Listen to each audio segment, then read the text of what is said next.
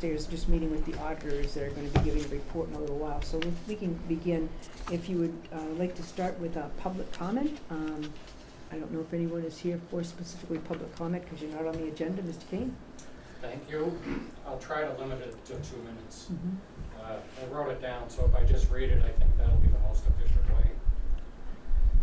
I have some information for the select board, and I feel I would not be a responsible citizen if I did not let you and the citizens of Barry know what I know.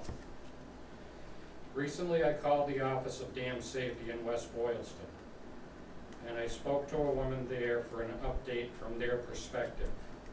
She asked me if I was officially calling for the town of Barry. Mm-hmm. I said no, but I had served on a commission for the town of Barry to update the open space plan that would allow us to solve some of these problems with state funding.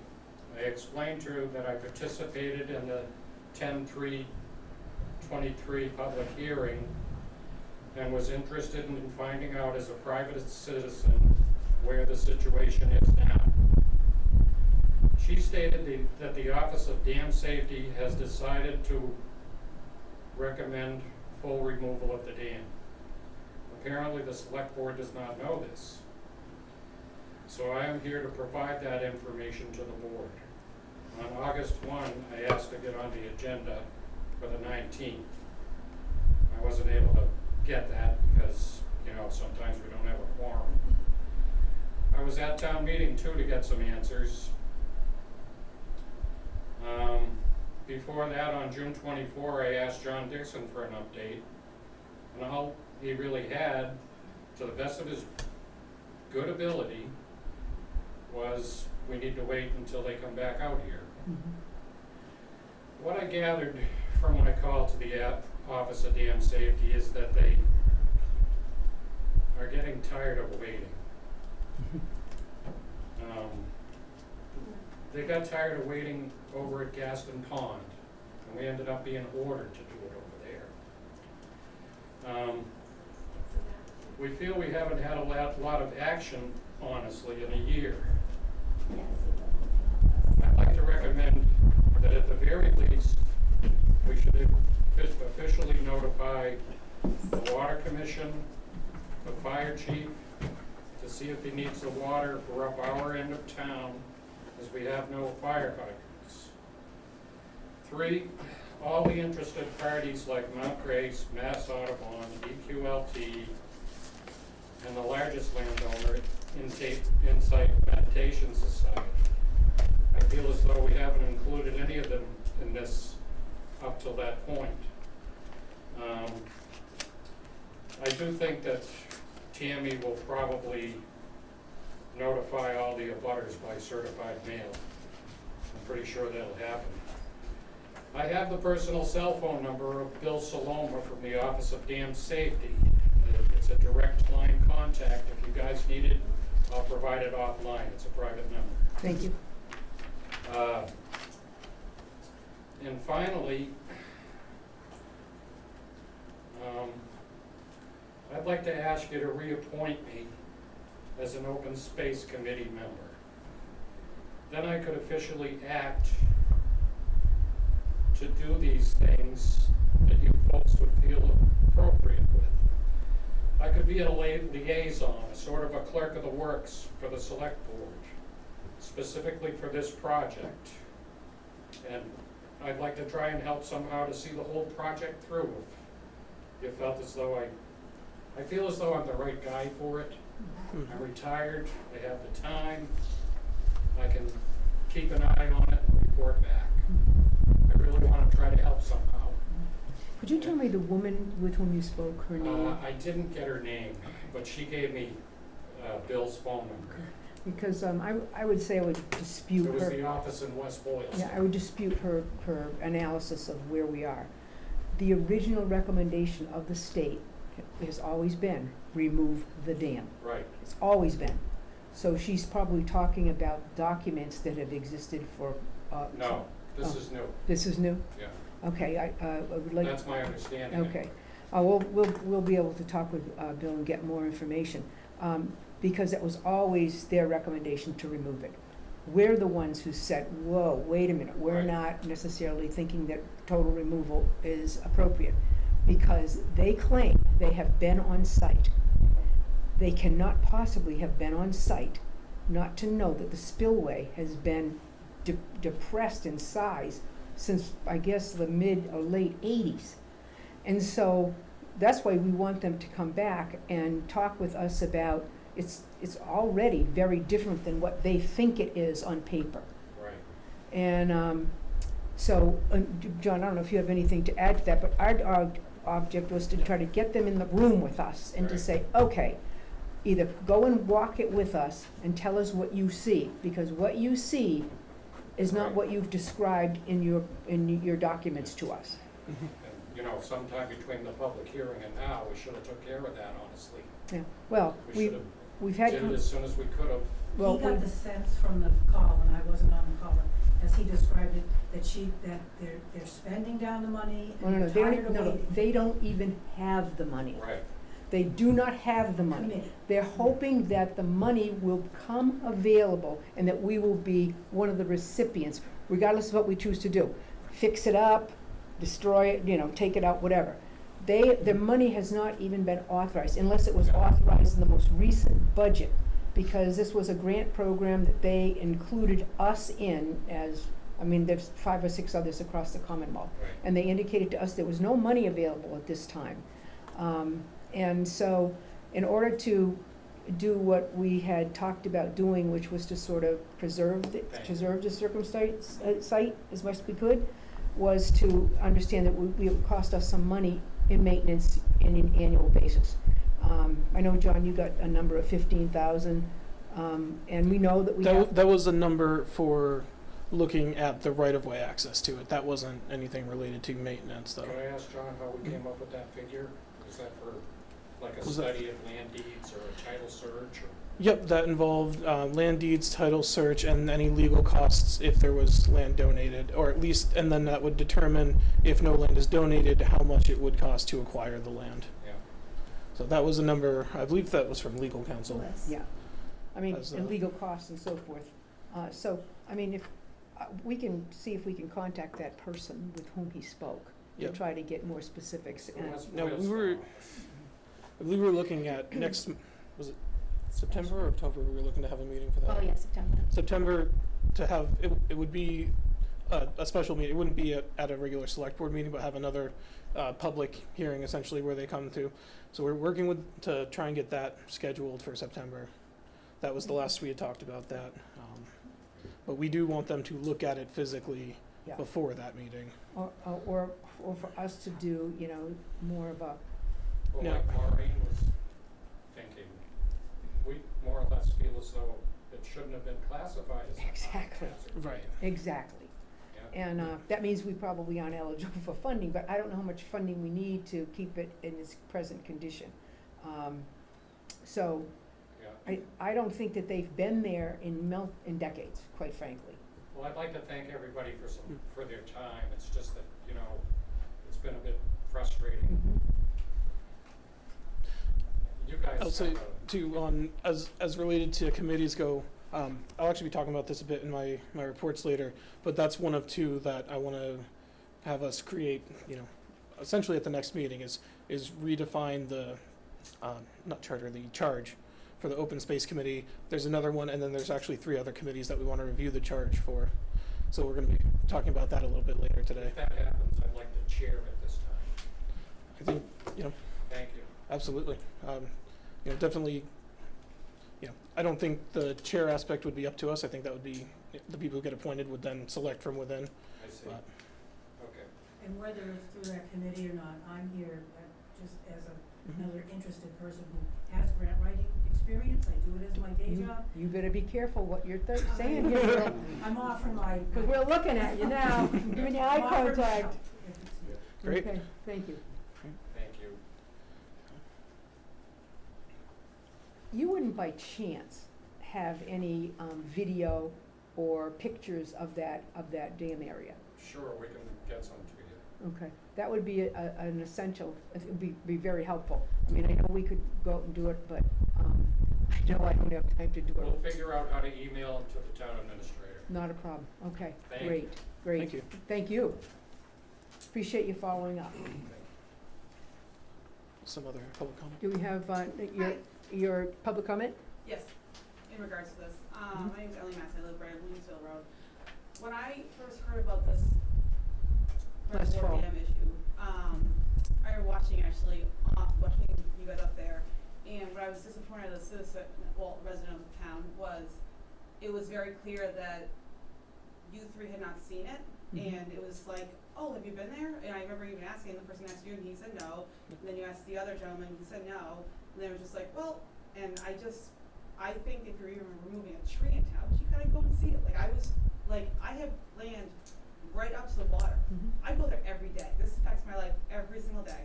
And just to speak to Robert Kane, if he can be involved, his heart and soul's been in this. So I would just absolutely second everything for him to help you guys out, whatever he could. But I just was disappointed that it wasn't like, we should go see it. It was just like, I never been there. Who cares? I'm like, Well, we've been there since. oh, and thank you. I just want to say that. And I would just say, as you remember, we had an interim town administrator at the time. And he was very unfamiliar with Barry, period. Very unfamiliar with the historical perspective of what happened at Allen's Foundry and da-da-da-da-da. And so he, when he read the report, was really quite concerned. And as we began to investigate into it a little more, we initially said, well, if the state couldn't possibly have sent us a thing of this consequence without it being accurate, okay? Shame on us.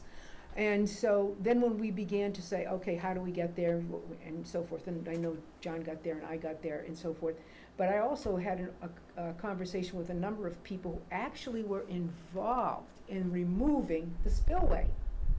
And I said, you did? When did you do that? What? And it was sort of paid for by the Allen Foundry, because they were very concerned, at that point, that if it did breach, it would be a problem for them. So at any rate, because you go up there and you look at it, and it's your first time seeing it, you say, was the spillway there or not there? And then, really, right? You say, is it there or not there? There's not that much water in there. And so we began to question the reports themselves that we had received, because we just got this great big thing that, okay. So I think we know a lot more about it at this point in time. Thank you for taking time to go see it. And so we're just eager to get the state in here, because if it needs to be fixed up a little bit to maintain it, and they're willing to do that, we're all over it. That's great.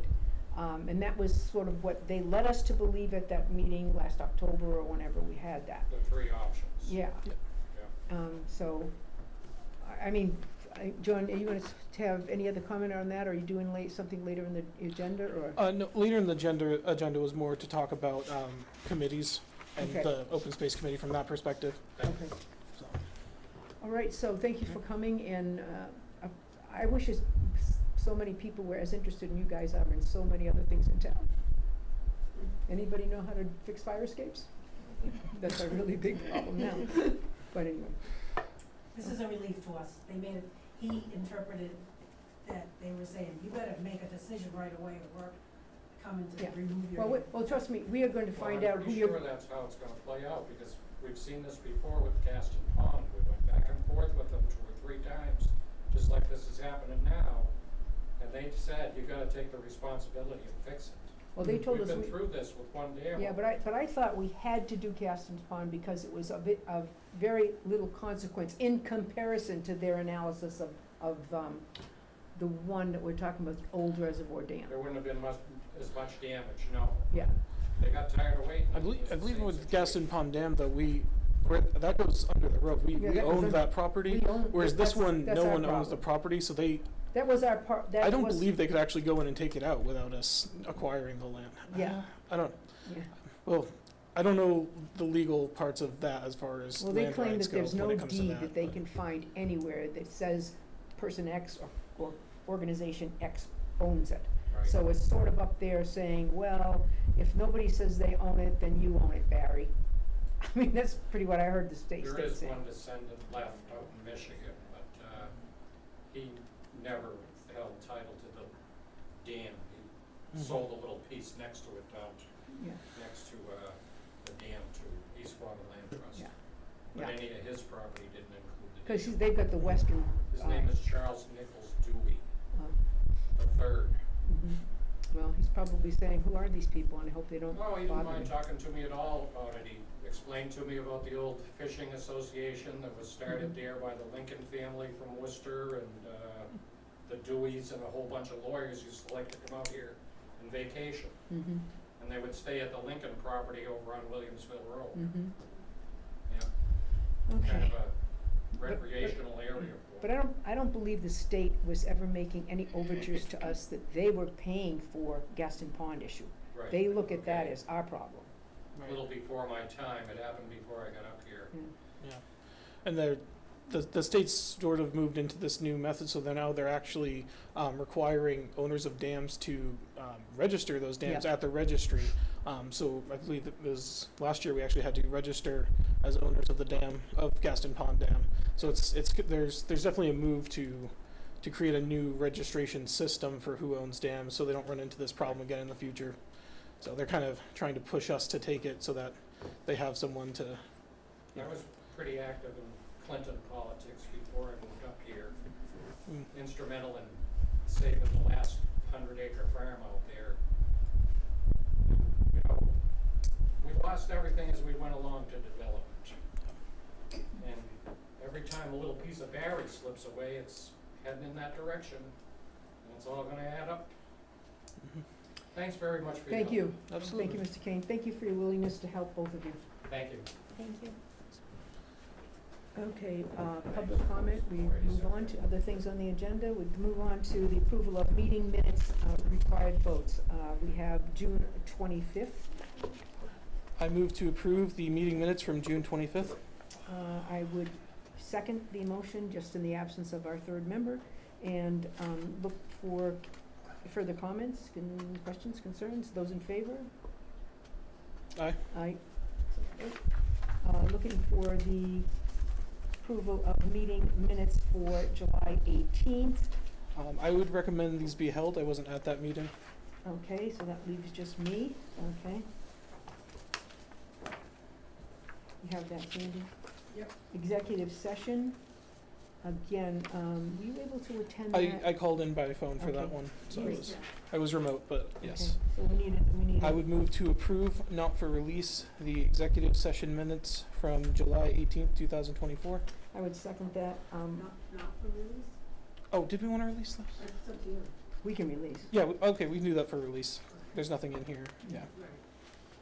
I would second the motion in the absence of our third member, and, look for a vote. Those in favor? Aye. Aye. Okay, moving on now to the town administrator reports. So a few things. Today, John and I, we went to the park. We had a site visit for our grant that we put in for the park fund. It's one of the regular We routine. should call it, because we voted it at town meeting, High Plains Park. High Plains Plains Park. Park, there you yes. go. They came down and they looked at our park, and it was just kind of seeing, what it has, what it, They basically wanted to verify that what was put in the document was accurate, right. so. And we're just waiting now just to get the parkland dedication from the Do town you council. have any kind of idea as when you will hear about the grant? October, October? hopefully by the They're hoping to end. have everything sent out by the end of October, Great. so It will we'll be know a- by then Let's if hope it's we've a gotten treat it or and not a not. trick. That'll be nice. Yep. We weren't able to get much clarification as to how we rank against others. Right. They kind of Of stay course not. closed-lipped on that, but We tried to get Yeah. but we're optimistic that we have a good grant. I think so. That would be great. I think we have a strong chance. Well, thanks, Me too. thanks for taking that extra time to do that today. It was really It was warm. It's a little toasty. It was worth it though, especially if we get it, so. Yep. Next thing I just wanna put forth is, August 14th, John and I will be sitting down with Markham and talking about a forensic audit. It's something that I think we should do across the board with all of our departments since the short time that I've been here. I just think it's important that we have a clean we make sure that everything's on the up Tell and me up. what you mean by a forensic audit. So a forensic audit will dig real deep into all of everything. all the financials, all the records of every department. I know there've been a lot of questions about different past practices, different issues that have come up that have haunted us from the past. So we're going to do full in-depth analysis of everything. Go get a Exactly. clean slate and Mhm. make sure And we're all. this will be ARPA funded? This will be ARPA funded, and we're gonna go back a few years. And so tell me what you feel the cost will be? Estimated about 50,000. And this is Which we not the did. fraud assessment. This would not be a fraud. This is more This- in depth. Yep, Yep. So with ARPA funds, we approved. Was it 50,000 for a fraud assessment? So this would be done in lieu of a fraud assessment. Oh, This is a great. more Okay. in-depth version of a fraud assessment. Great. Yes, Okay. which I think we need. that's great. Fraud assessment is what the auditors are recommending. This is just a next step further Great. to make sure we're getting everything where Yeah, it's I there's been couldn't agree the with amount you of more. turnover. Okay. And the only other thing I want to just touch base upon is senior center, where we do all, I'm sure everyone's aware that we have stopped the lunches due to the fact that we're looking for Serve Safe for the kitchen manager. I'm anticipating that the time that hopefully we'll be start serving lunches will be August 12th. That's my anticipated time. Just trying to get everything in order, and as long as. Will those everything- be still from the elder services? It will be from Elder Services, yes.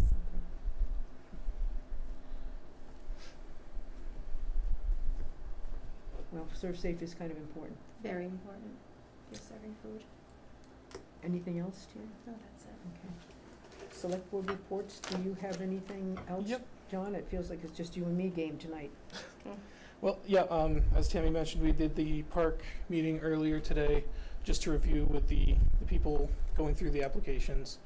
We'll also be meeting with CMRPC about the CBDG grant funds. Those are the funds that were used to do an assessment of South Barry, so we're going to be looking at next steps and moving that project forward. We don't want that one to fall to the side. It looks like there might be some additional funds available to us too, so we want to look at what some of those options are, so we'll have more to share on that after we meet with them later this week. I also wanted to bring up that at the next meeting, I will be putting forward, I think there's enough interest in these, in a couple of committees that we could put forward charges for them. One, to modify and update the open space committee. Their primary charge before was putting together a report, now it would be implementing the report, along with grant writing, other things along those lines. And then also, this one's exciting to me, a Quack Walker Day committee. Oh. That's a state holiday now, and it's very relevant to Barry, where Mhm. all the events took place in Barry. There was actually a presentation the week on the 11th, yep, so it was just a couple days after Quack Walker Day. Great presentation, got to meet some people there who are interested in doing this as well, so we'll, have some individuals who will kind of work together to come up with how, as a town, we can celebrate that, potentially bring people into the town, looking at it from, not just celebrating our history, but also some potential for economic development there. So a lot of great opportunities there that we want to look into. So yeah, a few people already interested. One of them. So that'll be another committee, you wanna Yep, so we'll- reestablish the open space and Quack Walker Quack Walk, committee. yep. So those will be ones that we'll have charges to review next time we meet. Okay. I'll be working with some individuals interested in those to kind of put those together. And then, yep, so I think that's all I have for right now. Got some other committee stuff later, but we'll get to that. I have nothing that's not already covered in the agenda, so, do you have any other? Oh, you know what, I do have one other thing that I'd like to just make sure we have on the agenda for next week, or whenever we meet again. And Chief, you can, maybe add to this, but there's a plot of land that the town of Barry owns, right off of Route 67, where, unfortunately, the four-wheeler crews find it a great place to ride all weekend, every weekend. And really very disturbing to the, people who live right, immediately adjacent to that property. The chief and I have talked about how we would go about posting the property, so that perhaps we could have the environmental police and or our own local police department try to keep the number of four-wheelers off of that property for all day, every day of every weekend. Now the person who's been complaining to me, and rightly so, I don't, you know, he now just texts me, and he just has this foam on his deck, and I get to listen to it for a while. So he's not lying, and I know the chief, and I've called the chief unfortunately on Sundays and said, hey, I don't wanna call the dispatch, but could you get somebody down there to rouse them out? I'm guessing it's mostly, older kids, I'll put it that way. We do own the property. It is a defunct, I think, sand pit maybe, gravel pit. It's right behind 67, up a little bit. Yes. Okay, so you hear it all the time. That property that's for sale? If it's for sale, that's a surprise to the town. Going up on the right, I'm not sure where you, no, we don't have it for sale. The town owns it. oh, the town owns it. The town Yeah, owns there's it, lots so, back there, the town owns. yeah, whether or not, you know, we wanna have a conversation about, do we wanna sell it? Do we wanna, you know, Sell it to me. it's been gravelled pretty much right down to the water Gotcha. table. Anyway, so I just wanted to bring that up, that we'd Mhm. like to see that on the agenda too, because I think we should post it, and the chief can help us go through the appropriate steps to make that happen. And hopeful that, the individuals who live close to it, Sandy, I didn't realize you were that close to it, but, you know, it's very, very, shall we say, irritating. An hour here or there is one thing, but constant from the time the sun comes up on Saturday and Sunday morning till the sun goes down and after. It's just really bad for those people. So, anyway, that's what we hope to take care of with that.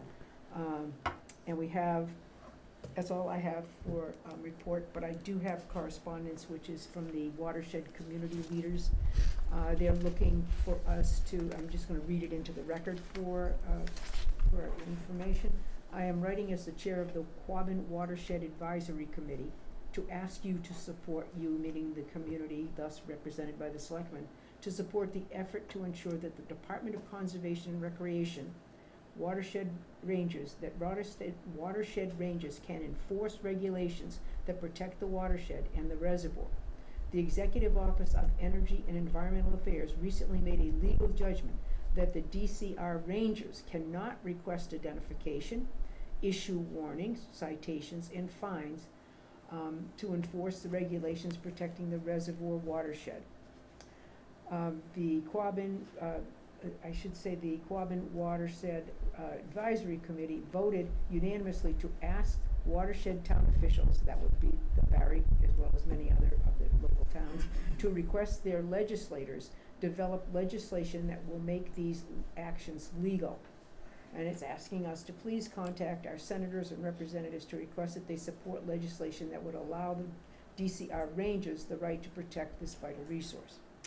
While I have the chief here, it always makes me nervous that we would be authorizing people who are not, I mean, particularly well-trained and or, you know, to arrest and ask for citations and check people's identification. What's your take on such a thing? I mean, it depends on what their charge is with the state. I don't know what their makeup is or Mhm. how they're written into the law. Mhm. I would think that if they were to have identification demand powers and citation powers, that they would probably need to be trained correctly. I don't know what their training entails now, so I don't want to speak on their Right, behalf. right. But I think that there's a lot to it. Yeah, I would, besides just saying, yeah. So I think if we're going to support this, we support it only with the idea and expectation that there will be legislation that will include appropriate training and so on and so forth for these folks. I don't know if we. I would think that it would also have to go with the new police reform bill. Now there's the Peace Officer Standards and Training Commission. Okay, And I would think that if they were to have any sort of powers like that they would have to be certified by the post. okay. I know we've also had community members in here who've attended many, and I think are actually members on the Quabbin Watershed, not necessarily the chair, but they might be able to provide some additional Mhm. input and thoughts on that. Mhm. So what we may wanna do is to talk to, I think it's Mr. Wood. Yep, exactly. Might be better to talk to him before we begin to rattle the cage of our representatives and Yeah. legislators. Okay. I'd like to get his take on it. Okay, thank you very much, John, for your comments. Thank you, Chief. So we'll just pass on this for now and then talk to Mr. Wood and see what he would recommend. It's just under correspondence. Yeah. There's no action to be taken on it today. Okay, are we ready to do the audit report? Tammy, Yeah, she's here. how long do you expect this to be? About 20 minutes. 20 minutes? Okay. Um,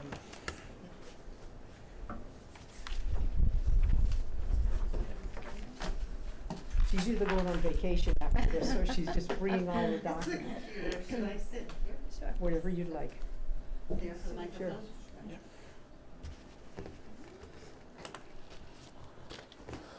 Thank you. Good evening. And just to clarify for the public, that what you're going to hear about is the closing of the books that happened about a year ago.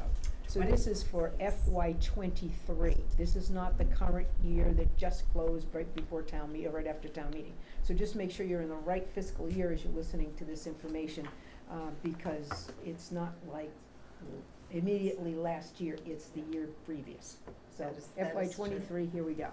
Thank you. Good evening. My name is Renee Davis. I'm a partner with Markham. And for clarification also, the reports that we're talking about are issued under Powers and Sullivan. So in February of '24, Powers and Sullivan actually merged with Markham, Didn't everybody? pretty much. Pretty much. That's the way of the world. I know, In I CPA know. firms, it Yeah. does happen. So, next year's reports will have a different, will be Right. under the Markham title. Right. They are the same. Your audit team didn't change, the Mhm. procedures didn't change, what we do for the audit. And your report actually did go out under Powers and Sullivan shortly after the merger. Okay. So we are here tonight to talk about the June 30th, 2023 results of the audit. And typically as it goes, right, you end the fiscal year, get everything reconciled, the auditors come in, and probably typical that the audit is done, either by December 31st or shortly thereafter. So we are slightly behind on that, and I think typically that's the way the town has been. You've had some turnover, look back a couple of years, and it seems like this is almost par for the course in timing. I think turnover is just a euphemism for chaos, yeah. I mean, we've had, 5 or 6 town administrators in the last 5 or 6 years? Yes. And, now we have Tammy, who has a great financial background, so she's really excited about the audit. Good, and I met with Tammy. So the results of the audit, there's 2 reports that you have, I see that you have in Yeah. front of you. One is the actual town's financial statements, Right. Yeah. which have our audit opinion attached to those reports, and Right. we'll talk about those. You didn't need a federal single audit for the year, so there's no single audit report. You didn't spend over the $750,000 that would have brought you to that limit. We'll continue to monitor that for 24 going forward. Any year that you go over spending $750, you would have another report in front of you. And then there's a management letter. What I'd like to do first is start with the management letter, right? That is what we found as a result of the audit that we want to report to you. There's actually one thing in there that we consider to be a significant deficiency I saw that that. we'll talk about. Mhm. There was nothing in there that we considered a material weakness. Material weakness means that the extent of the deficiency, there's a reasonable doubt that the information in the financial statements is accurate. We believe that you were able to get to reasonable assurance that the numbers in the financial statements can be relied upon. However, having a significant deficiency means that your internal controls have a problem that hasn't been addressed. There was one new comment this year that you haven't seen in previous years, and it relates to ARPA funding. So that federal money that came from the federal government during COVID to help give relief to communities, the time is sort of running out for that. You got $1.7 million initially. We wanted to make sure we reported to you that you weren't spending it very, very quickly. That was by design. Those funds have to be obligated. We know. Yep. And so just be a little bit aware, be careful of that. I did talk to Tammy, there's over $600,000 left to be obligated by December 31st, 2024. Obligation means outside obligation, so you do have to have a contract in Yeah. place. Mhm. The federal government has changed not only the definition of an obligation over the course of the past year, so every couple of months there's new news that comes out related to that. So obligation definitely is a contract with an outside party. Mhm. They are giving a little bit more flexibility if you enter into a contract and that contract becomes a bad contract, to renegotiate, to re-enter into a contract. However, just to make you aware, if you don't have the money obligated by the end of December, Mhm. you have to send it back to the federal government, and that's what we just wanna make sure, there's no need for that. Yep. Your funds are all qualify for lost revenue. Mhm. So because you had in total under 10 million, you were at 1.7, you can use that for any Right. governmental purpose. Mhm. So just make sure that something doesn't happen when you end up sending money back. Right. Mhm. It's really sort of a boost, it's not happening again, it's one-time revenue, and again, it's coming towards the end of it, so we wanna make No, sure and you're let me aware. ask you a question that you might say, that, absolutely not, you can't do that. If we are in a grant program and we have an amount of money that, for example, the grant's gonna cover, X number, a percentage of our purchase of a piece of equipment, Mhm. but we need to put up 5%, okay? Can we use ARPA for that? As long as it's within the expenditure period of the ARPA grant, Really? yes. You hear that, Jamie? That's good news, maybe. Any Okay. government purpose. You can't use it to pay old deficit balances. Right. You can't use it to pre-fund liabilities like OPEB or pension. Right. But any general government purpose, and that would qualify. Okay, thank you.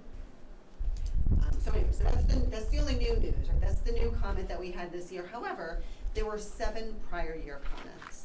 And in looking at them, none are fully resolved from the prior year. And I looked back at 22, and it looks like these comments have been around for a number of years.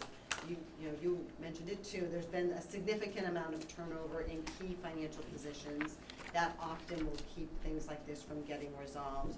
But anytime you have continuing comments over a number of years, your risk goes up. If Yep. you're not reconciling cash, you're not reconciling receivables, commitments aren't getting signed or put through timely, Mhm. there's a risk that something goes wrong and you don't catch it. There's an opportunity for someone to conceal something Mhm. that are missing that you would catch if you were reconciling every month. Right. So the significant deficiency is related to cash, it's related to the reconciliation of cash.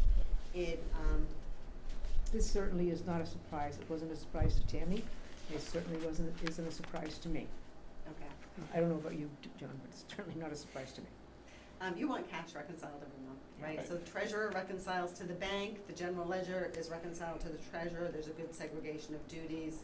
It is, you had $8.3 million in cash at the end of the year, 1.4 million in additional investments, and not having that fully reconciled puts the town at risk, so we consider that to be Mhm. significant. Mhm. And by the end of it, we were able to get close enough that we said not material to the Mhm. financial statements, Right. but still perfect would be better. Mhm.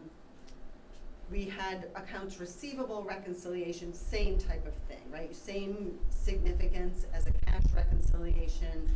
That was partially resolved. Some of the old motor vehicle receivables, the bad receivables from previous years did get written off, so there was a little bit of Progress. but not a ton, still not fully reconciled. And that, there's an opportunity there. If something's not reconciled, we don't know what we don't know, something could go wrong and you Mhm. wouldn't be aware of it. The fraud risk assessment, you've already talked about that a little bit, that there's a plan moving forward hopefully to address that. Yep. Fixed asset or capital asset accounting, this one, we even talked in the comment about GASB 34, that was a long, long time ago, right? There is a requirement that Mhm. you report your capital assets for the town in your financial statements. Mhm. The town doesn't have a system to do it, right? We can't be acting as management, we can't be the ones coming up with the numbers for your capital assets. Right. Your financial statements have over $24 million of capital assets reported, and there's not a good system in place to account for them. Agreed. So that, again, needs to be done. It's one of those things that usually takes a back seat because you feel like you only have to do it once a year for the audit, but it's a big number and it's pretty important. Water and sewer commitments, that is another internal control process where the signed commitments are actually turned over to make sure that the town's records are accurate at any time during the year. So any delay in turning over the actual commitments or the commitments being turned over after the bills go out is a deficiency in your internal control process. Board and committee meetings, I think if I read it right, it was, water and sewer board related, Mhm. but committee meetings should be posted timely. Yeah.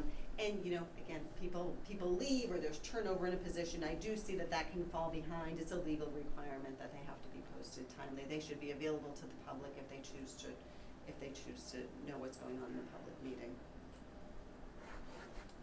And then payroll warrants, that one was, again, partially resolved, there was a little bit, so there's a timing issue of when payroll happens and when the warrants get approved, and there was progress, there's sort of an effort to get them, the payroll warrants to the board by Wednesday at noon before the payroll goes out, but there were still instances where you weren't able to do that.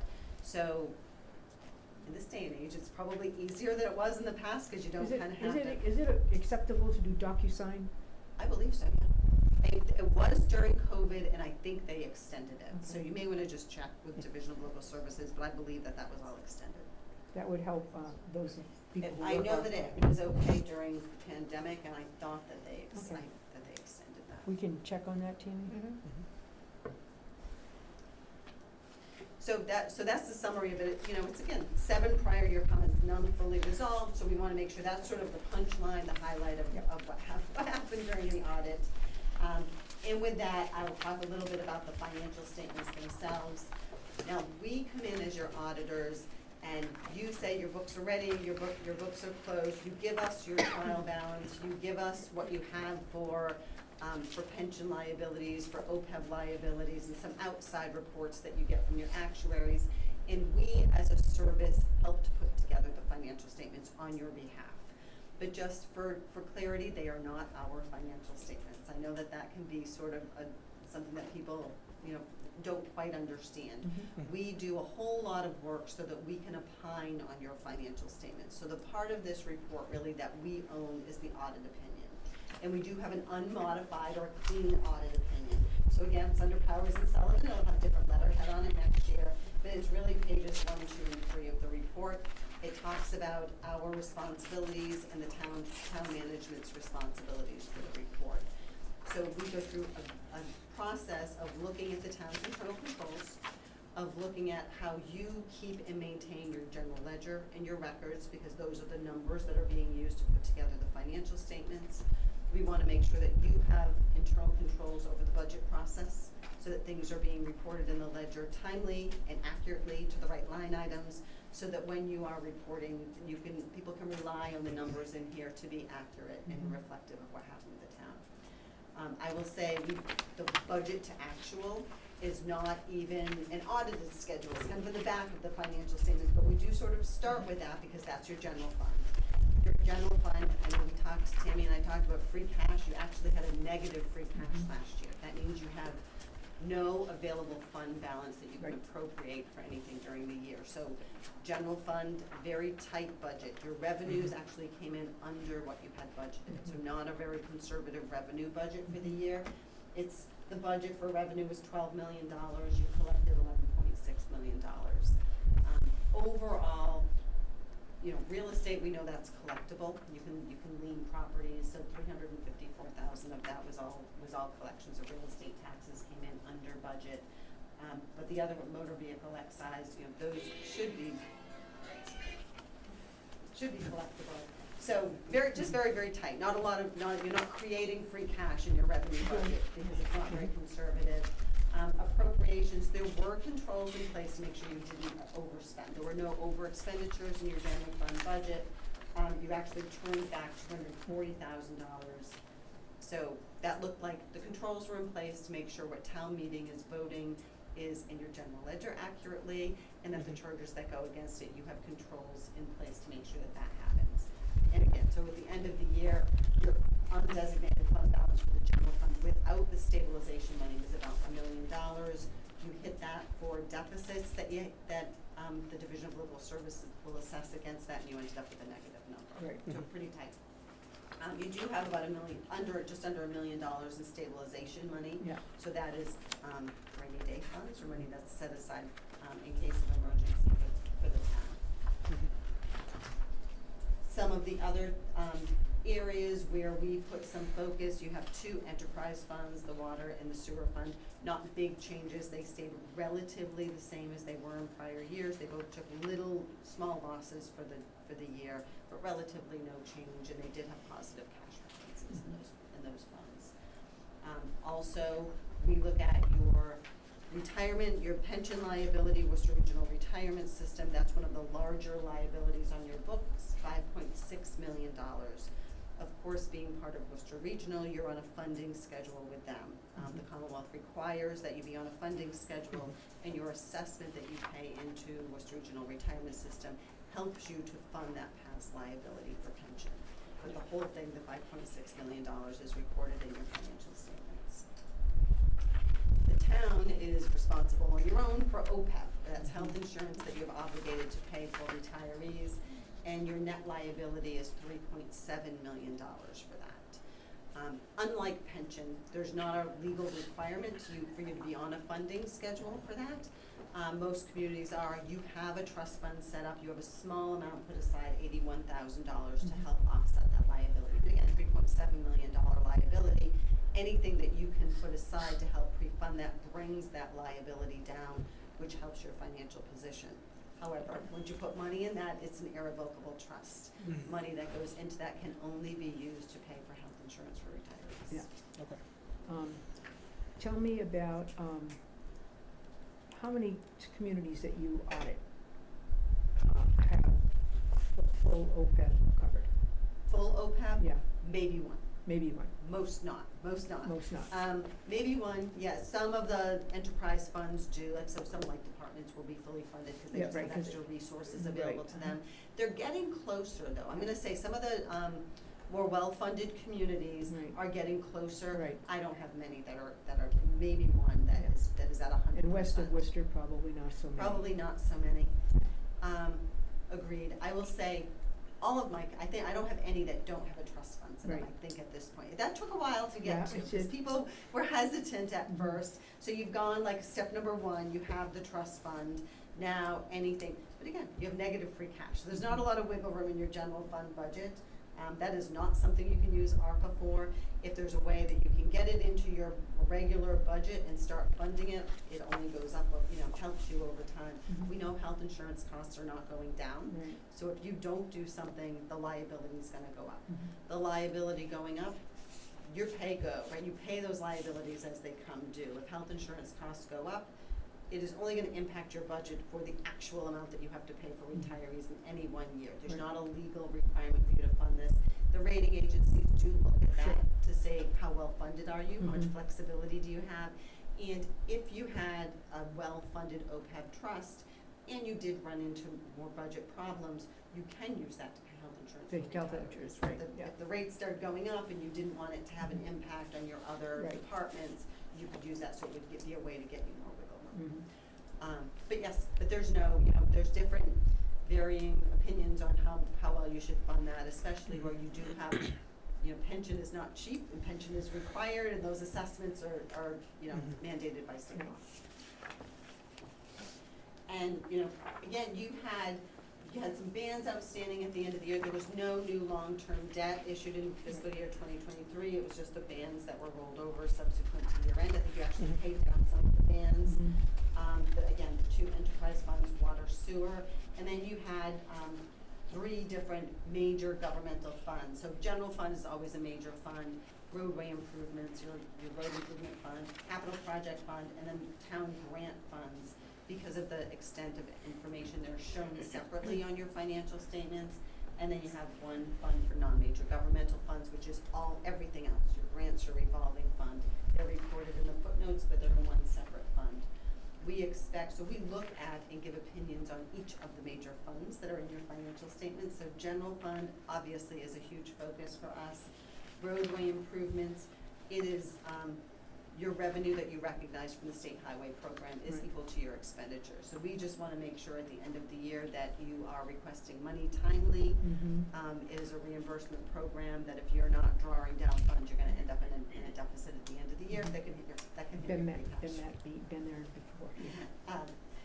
The capital project fund, same thing, you wanna make sure that you have borrowed for any deficit at the end of the year, because if not, those are the things that are gonna impact your free cash that will Right. keep you from having money available. Right. You did, you had, you had bans outstanding in your non-major funds, which is probably capital related, and your town capital project funds at the end of the year. And then I know, we had mentioned this is something that subsequent to year end, that you did fund some of your grant deficits from Yes. past years. So you had Yep. grant deficits that were around from pandemic, Right, during the COVID pandemic that From- yeah, have from- since, Yes. 4 or that 5 have years since ago, yeah. been funded. Yeah. Mhm. And, not unusual that we saw a few things happen, because especially the CARES Act, Mhm. there were changes as we went and what you could charge to it and what you couldn't charge to it, and there was a lot of moving things there and moving things out. So, one of two things happened, right? Either something was charged there that Mm. was deemed to be ineligible and you didn't get reimbursed from the state and you had to fund it. Right, And or you had eligible costs and they weren't submitted in time, so one of those two things could happen. So that was that a common issue throughout the state then? For various Moving money municipalities? around was very common between Mhm. ARPA and CARES and what you could charge to both, because the rules did change as we went through the pandemic, so, Mhm. and you didn't have people sometimes well, we available had, to work. well, I've only been here like a little over 3 years. I've had 3 different treasurers, 3 different town administrators, and certainly other people working in the financial division here have changed. So I think as scary as this is, for me, this is scary, okay? And I understand why it happened. Treasurers come and treasurers go, and we spent an awful lot of money having a company come in here because we couldn't hire, so we finally got a treasurer subsequent to bringing a company in to sort of manage the books. It's been very difficult financially, as you can probably this all attest to. There were some circumstances where we had $500,000 free cash the year before because of the highway situation having not been reimbursed properly. So, anyway, we can see light at the end of the tunnel because we have some really strong people in place now, and we're hopeful that kind of stabilizes things for us. Yeah. And of course, we expect wonderful things from Markham. Thank you. We hope so. Your team won't change. We're gonna be the same. We're gonna be the same people. You'll have the same people out here, the same people doing the work. Mhm.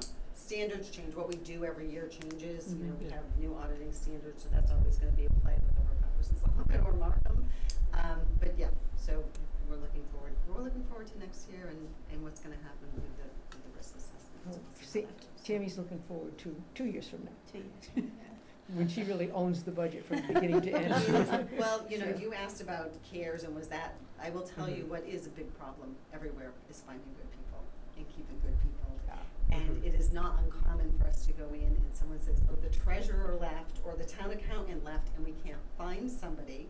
We know, So and we you have have to hire a hire company. someone to come in. That is not inexpensive, right? Oh. Help is No. expensive. And hiring interim, town administrators isn't cheap either, No, it's all very expensive. Your best bet is to be able to get good people, and keep them. keep them, document what they do and document your systems of controls, because it is even harder when you hire someone and they come in and nobody has been in that position for several months and they have to play catch up, right? Right. So that is common. We see Yeah. it all the time. I don't have a solution other than just try to document what people are doing and Mhm. get caught up with the reconciliations, because that will help. Thank you. Great. I know we're gonna be doing a forensic audit with your company as well, so. Yep, that's a Gotcha. different, that's a Oh, different I know, group. it's a different animal, but, Mhm. so we're determined Good. to get this squared away. I'm glad. Well, again, if you have questions, we're always here to Right. help support. Okay. Okay? Well, thank you. Thank you. Thank Thank you. you. Appreciate your help, and don't hesitate to, sit at your desk sometimes and they're calling you again. That's what we do. Okay, thanks so much.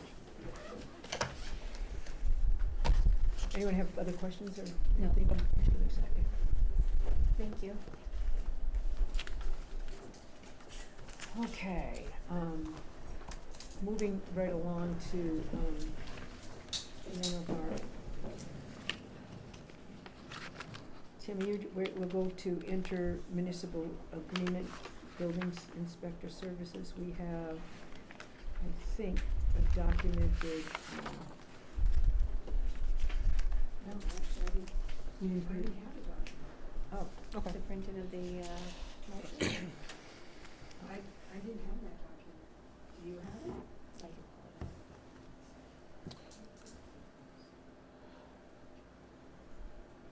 So, yeah, I don't know, Maureen, if you want to walk through. I mean, I sent it to all the I have it. towns. I thought you, did you made a comment about it? I sent it.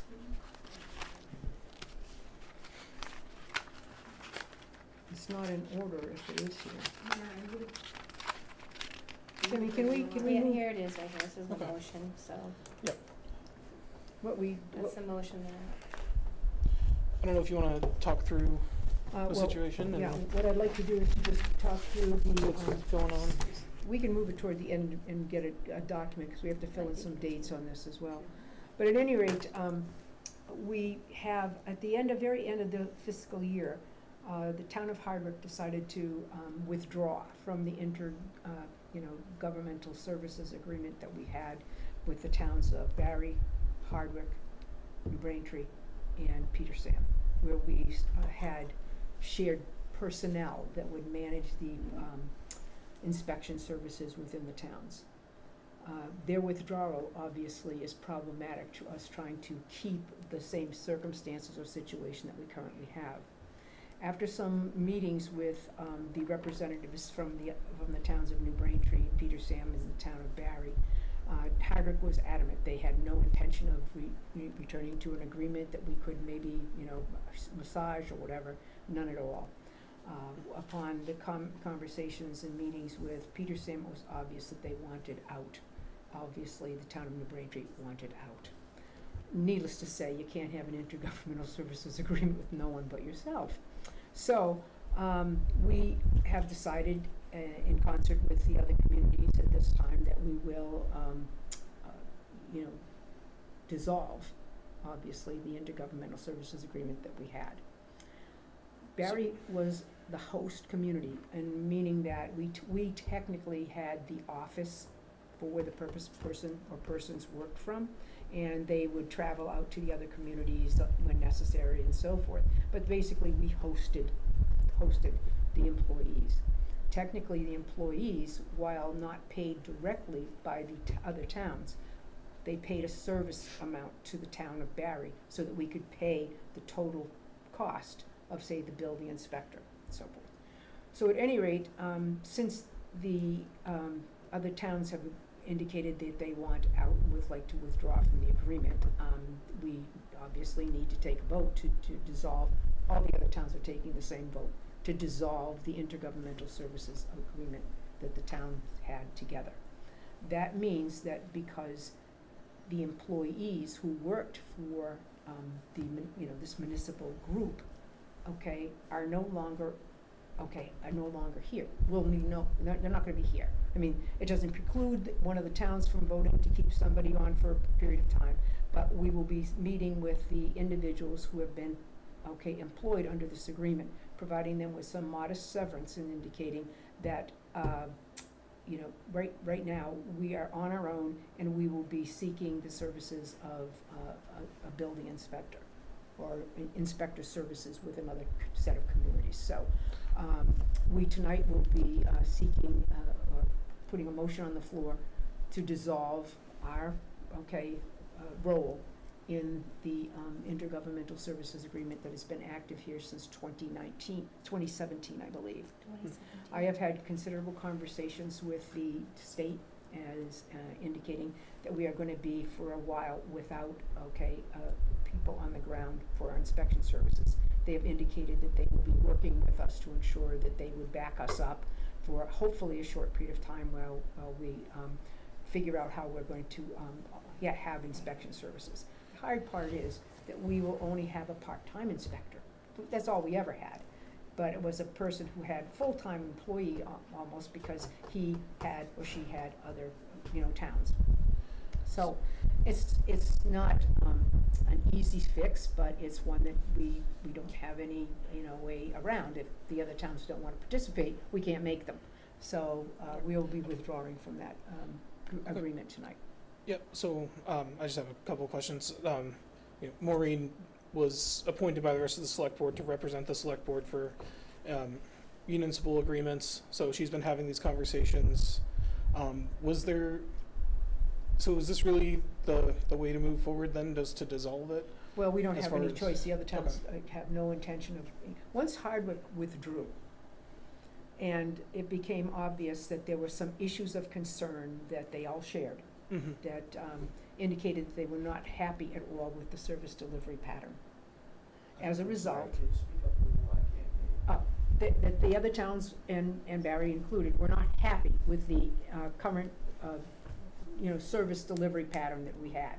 And so once Hardwick left, then the other towns, we had meetings, and the other town representatives indicated their desire to withdraw, at least at this point in time, that they would go it alone, and that hopeful that we would look to other towns, whether it be Phillipston, Templeton, whatever, to create another sort of, collaborative organization that would work on building inspector services.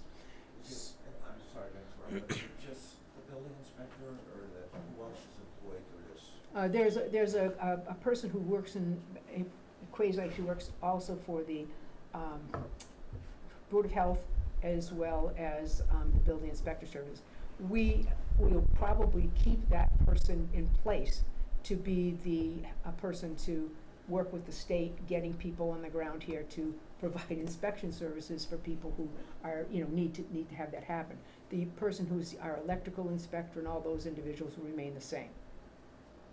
So how come we can't just hire a building inspector ourselves? Oh, we can hire a building inspector ourselves. I think that's a But- conversation we need to have. But that's a conversation we need to have after we dissolve the agreement. Okay. I mean, still could keep, Mr. Pardon me? We still could keep Mr. Cantel in place. We could, should that be our decision to do that, yeah, Yeah. we could. We, and I. Okay, so that's the next step. So Yeah. we have to dissolve this, and then we can figure Yeah. out where we go to move forward, That's what we do, essentially? yeah. Okay. Is there any reason why you would not keep Mr. Cantel? Well, we certainly will have that conversation. I don't feel it's appropriate to have the conversation before we withdraw from the agreement and then make decisions Have about, that conversation when it comes up. if appropriate. I mean, It'll be at a selectmen's meeting, right? when it comes to personnel issues, those would typically be discussed in executive session with the person involved. But the person will no longer be associated with the town of Barry with this vote. With what? When this vote occurs tonight, Yeah. the person will no longer be associated with the town of Barry at this time. It doesn't preclude the town of Barry, the town of Peter Sam, or the town of whatever, to see Mr. Cantrell and to make an agreement to have him, to hire him. Yeah. Okay, it doesn't, but right now, what we're talking about is the agreement itself. Right. People want out, and some of the people want out for various reasons. And so I don't think I should discuss their reasons, but, they certainly, do have reasons. So, Tammy, I know, Mhm. would you read the, would you read the, It's certainly a, Does Barry, so Barry is committed financially to all of those folks. that's why we gotta get out. And the other towns no longer wanted to participate. There was no mandate in the contract that Jermaine expected them to participate for a period of time. Well, it was a 3-year deal, that they would be here for 3 years. They started in 2017, and certainly they've been, we've had a very good kind of relationship for a period of time. And now there's changes in people in Hardwick, selectmen come and go. And, So everything is on the shoulders of Barry well, it's a bit, financially now. well, yeah, well, not really, Well, because the person. if we don't dissolve this, Once this is dissolved, we no longer have any employees other than, I think Andrea will definitely keep, at this point in time, we need somebody to interface with people like Jim about inspection services. So we're gonna need some time to get up and running again, because we have to hire new personnel to do this work, or personnel to do this work. So, we need to take care of the agreement tonight, and then begin to go to next steps. What do we do? And Peter Sam is taking the same vote, I don't know if it's tonight, but and New Braintree is taking the same vote. And I think Hardwick took the vote about a week and a half ago at least Yes. now, so, we're not the last, I think Second, Peter we're Sam is, second. we're the second, Peter Yes. Sam will be next. I believe it's the 12th and the 19th. Peter Sam and New Braintree will be next. Well, obviously, this has all been done, we've all using the same article that has been produced, so that. I know it might be early. Was there any potential to come up with a better agreement between towns going forward then? There might be, I would say Okay. there's some personnel issues that I think have spurred this agreement or a lack of agreement between the towns. Mhm. Okay. So you have the. Yes, I have a motion. And I think you can use for that the agreement, while severed this evening, we will pay the employees another 2 weeks' amount in severance. That would be Mr. Cantrell, because he'll be the last one on there, I believe. And so 2 weeks from today would be, I think when New Braintree is finally going to vote. 2 weeks from today is what, Tammy? You got a calendar right The there? 19th, It's coming in. August That's 19th. the old one. Oh, right. That's the old one, it's coming in. I think it's, just take a look at it. Yes, it would be the 19th. I believe that's the last vote. Yep. Okay, so that the agreement will withdraw effective the 19th of August. So 19th of August. Okay, so we'll withdraw effective August 19th. Yeah. And this has all gone through legal Yep. and been vetted? Okay. All right, the Barry Select Board votes to withdraw effective August 19th from the intergovernmental agreement for building inspection services among the towns of Barry, Hardwick, New Braintree, and Petersham, the agreement. This action is in response to the unilateral withdrawal of the town of Hardwick in late June and the shared concerns from other towns regarding the efficiencies and effectiveness of the services currently provided under the agreement. Termination of this agreement will effectively leave each of the aforementioned towns with the responsibility of providing its own building inspection services effective August 19th, 2024. Due to the termination of the agreement, all employees currently employed under the terms and conditions of the agreement will be notified that the agreement between the four towns no longer exists and that their services are no longer required effective August 19th, 2024. However, termination of the agreement does not preclude any individual town included in the current agreement from offering employment to one or more of the employees impacted by the four member towns to terminate the agreement.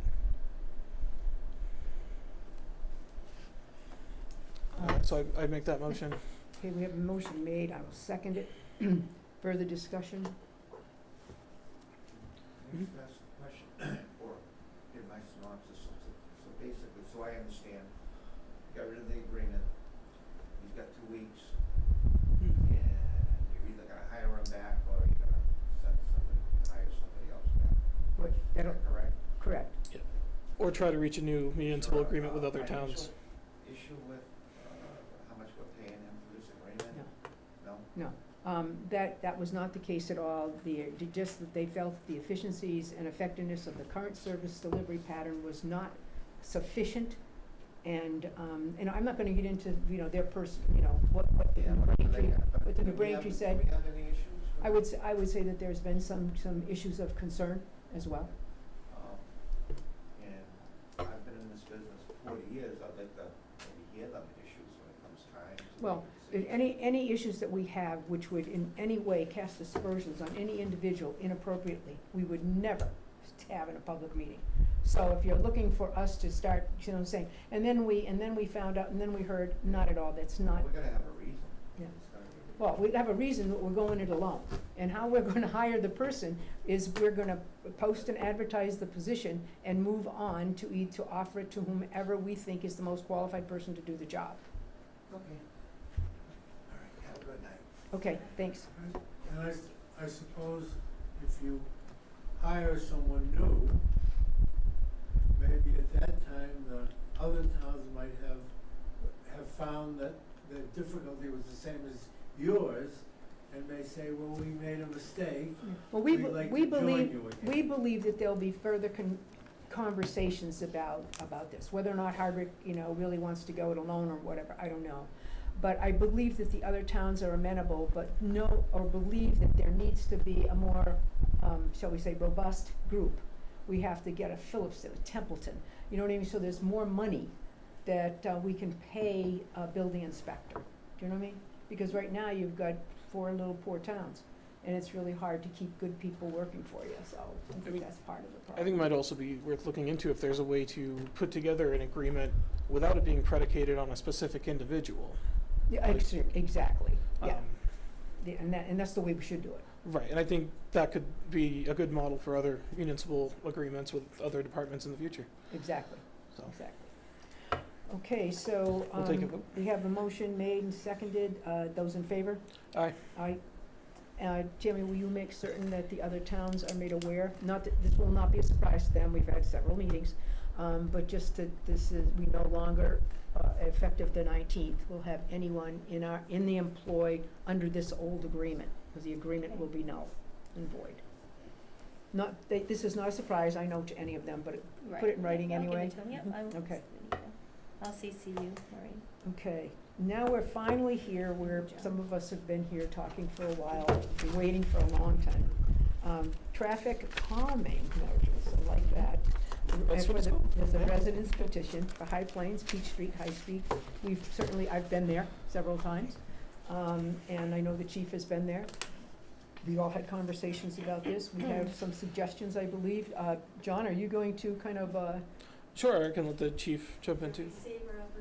Yeah, oh yeah, we got your stuff, yeah. we got the petition. Well, you- And we got yeah, a recommendation from the we chief all- as well related to the, Yes, indeed, we have it. All right, so having done some research, my recommendation is based on Mass General Law, Chapter 90, Section 17C, which states that the Board of Selectmen can basically make any business district or thickly settled area a 25-mile-per-hour zone. That's really the only authority that the Board of Selectmen has. I don't have any authority to change speed limits. To 15. Yeah. We have to go the- through Department of Transportation. So in order, Right. under Mass General Law, Chapter 90, Section 18, in order to make any other change besides a 25-mile-per-hour zone in a thickly settled district would be for the Board of Selectmen to petition Mass DOT. Now, could we vote a 25-mile thing and then Yes. petition, okay, Yep, in the interim? yeah. Okay. So the way those speed studies work, essentially we would have to hire an engineering firm to come in, do an engineered speed study, and what they would do is they would take speeds on the road and they would set the speed limit at whatever 85% of the cars are traveling at or below. So it's the 85th percentile is what they set speed limits at. So I don't think there's a realistic way to do that without significant geometric changes to the roadway, this is exciting to me because I was actually able to talk with MassDOT recently. They're changing their process for how you can set the design speed for a road, which is really great for traffic calming. It used to be that you had to set your design speed when you were redesigning a road at 5 miles above the posted or 85th percentile, so you can never really bring it down. But they've come up with a new system they're going to be publishing soon. I'm excited for that to come out. But essentially you'll be able to design a road lower, have an interim construction speed limit, and then set the regulation after that based on how effective the traffic calming is. So if that would require redoing the road. That's not really the boat we're in right now, but the 25% one, we can do that without a speed study. We can do that, the 25 mile per hour one, we can do that.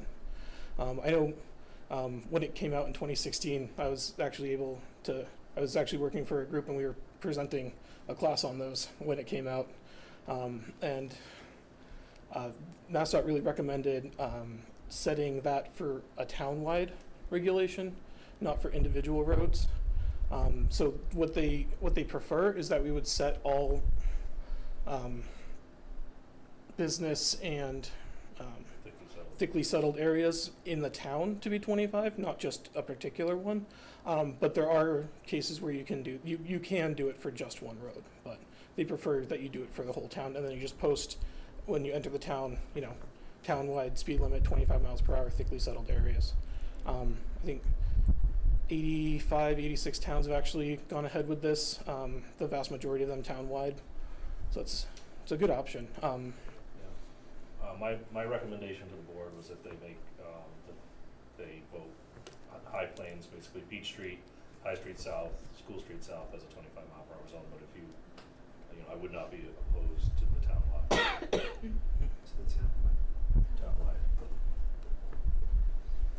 Yeah. So we could definitely vote on High Plains and consider it as a town-wide to vote You on later. Do 25 tonight, and then look at 25 townwide and talk with the chief further about that. Yeah. So I mean, there's definitely thickly settled areas in town. It's not the majority by land of the town that it would affect. So the legal definition of thickly settled is an average of 200 feet between dwellings for a quarter mile. Yeah.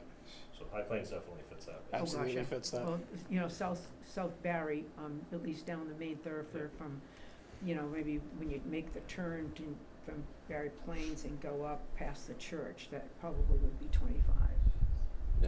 We're thickly settled square right there. We're 65 feet apart. Oh yeah. Oh, yeah. Absolutely thickly settled there. That's Oh, yeah, no. Is there any way, if the speed limit can only be brought down to 25, is there any way we can implement those speed bumps? Yep. So I think that's part of what we wanted That's to part of discuss it. here. There is also what they call a safety corridor, which does require an engineering study. But if you can get them to approve a safety corridor, which is particular roads, then you can get it down to 20 miles an hour. But that takes an engineering study. Can I ask a question about the study? So are you saying if that's the way it went, if 100% of people went 60 miles per hour, then, I'm not saying they would, but Yeah. that's what they would say the speed limit would be? Is that how? Yeah. 80% or however you said? Yeah, the speed that 85% of people are going at or below, which is why this is a very old system, and that's why MassDOT's reevaluating how it's done, which is exciting to me. As no, it does on large roads. It makes sense on large roads because you want your road, the road communicates a speed to the driver based on the lane widths, the radius of the curves. It's telling most drivers this is the speed of the road, even without signs. And so you end up in situations where someone's going the speed of the road and someone else is going the posted speed limit, and that can, create challenges. South Barry Road next to Salona, I think they call it Salona Square now. Mhm. They're posted lower than what it is, Yeah. where we live in High Plains and we have so many houses. And of course, the police are watching out down there, so we're driving like this, but on High Plains, we can go 50. Oh, yeah. Well, not 50. Oh, yeah, they do. That's no joke. Legally 30. I know. Yeah.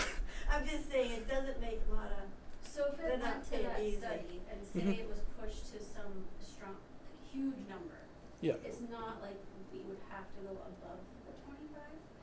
If it came to that, then we would tell the engineer that we hired that we don't want to move forward with submitting this to MassDOT. So let's talk about 25, because we can do that. We can do 25. And yeah. what can we do with speed bumps, with your conversations, maybe with the fire department, who are kind of saying? Yeah, so I mean, my recommendation, I have no problem with speed bumps. As a matter of fact, I went down there and took a look, and I think I sent some locations to Yep. the town administrator. We have. I don't have a problem with speed bumps as long as they're done correctly, meaning, the appropriate signage is put up, that they're anchored properly, which, would be a highway department issue. Realistically, I don't see it happening till next year, just because in October we could have significant snowfall. They'd have to be pulled out before any sort of plowing. Oh, you're saying they can't be in there to plow at all? They would come out for the winter. Okay. Yeah. These that we're thinking of, Mhm. we're not talking the big, Okay. extended, speed bumps. I definitely think that the High Plains area is a good location for them. I'm not opposed to it at all. I just think that it needs to be done right, and it probably wouldn't be done until next spring. So they'd be done next spring and then taken out by next fall? Yeah. Yep. yes. And then it would go in the spring, out in the fall. As far as the 25-mile-per-hour zone goes, if you guys, if the board votes on it tonight, I'll put the speed limit signboard up there tomorrow or the next day. Yeah. And then we would just have to file that with MassDOT. They have a Yes. portal for it. So And you'll Tammy take care of can that work with filing? the Or was that? No, Or it's Tammy. not. I think that's. Yeah, that would be Tammy. Yeah. So I can show you where that. Okay. Would Yeah, Stet- so, Would Stetson Road be considered this speed? That's if they did it townwide. speed? I wouldn't, I don't think Stetson Road qualifies as a No, because like, thickly settled area. no. yeah.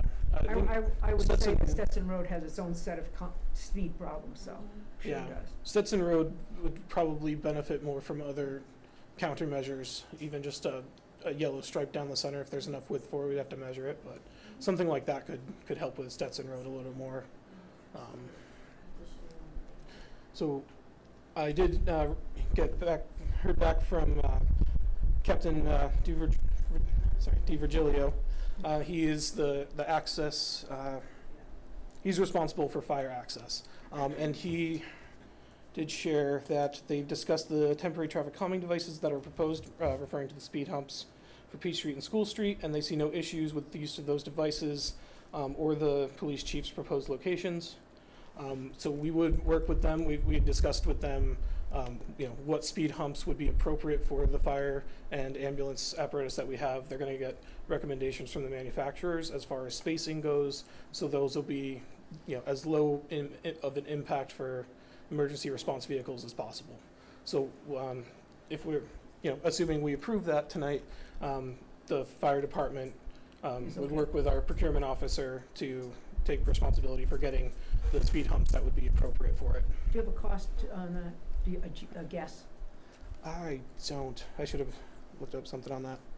I'd find out fairly quickly. Well, not that that's critical. I mean, if we're Yeah. gonna do them, Is this cost being handled by Opera, or is Opera gone? It, This should No. come out of Chapter 90. yeah, it'd probably come This out is of chapter roads. 90 roads. We might be able to take it out of that.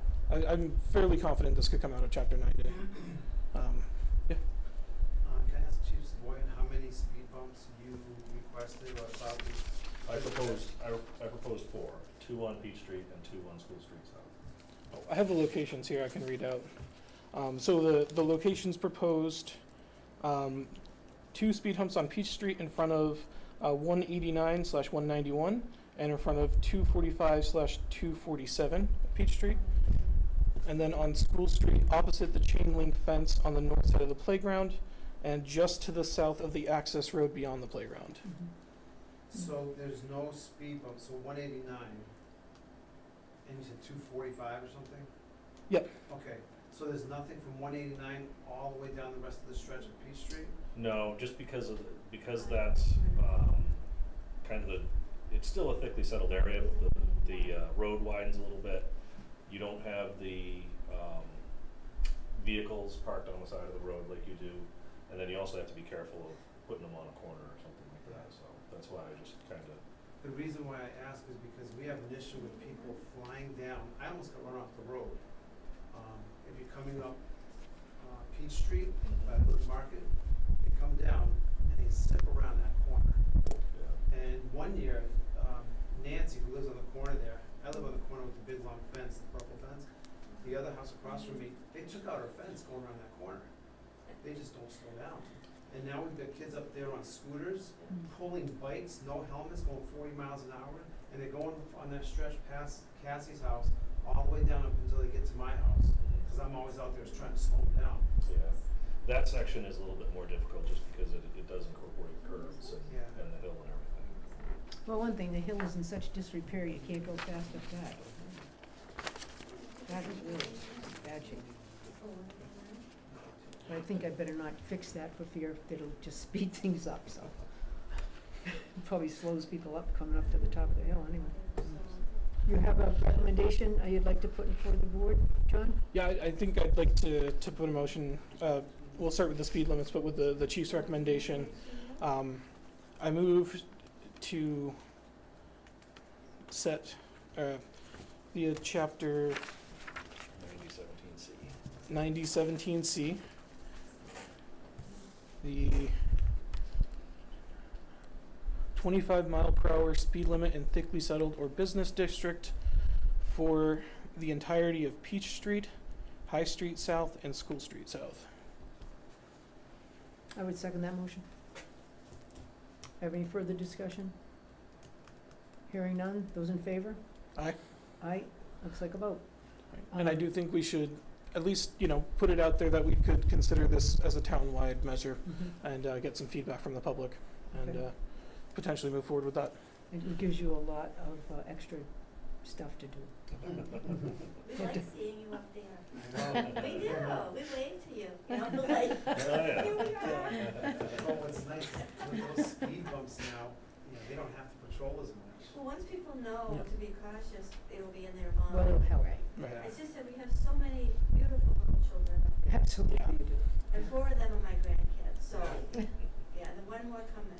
And that's why even at times we talk amongst ourselves, No, even 25, because when you've got cars parked Oh, on I both agree. sides, We agree. and you've Yeah. got a little kid, you're going down Yeah. 25, and you got a kid's ball, We they run out agree. between the cars, they're not stopping.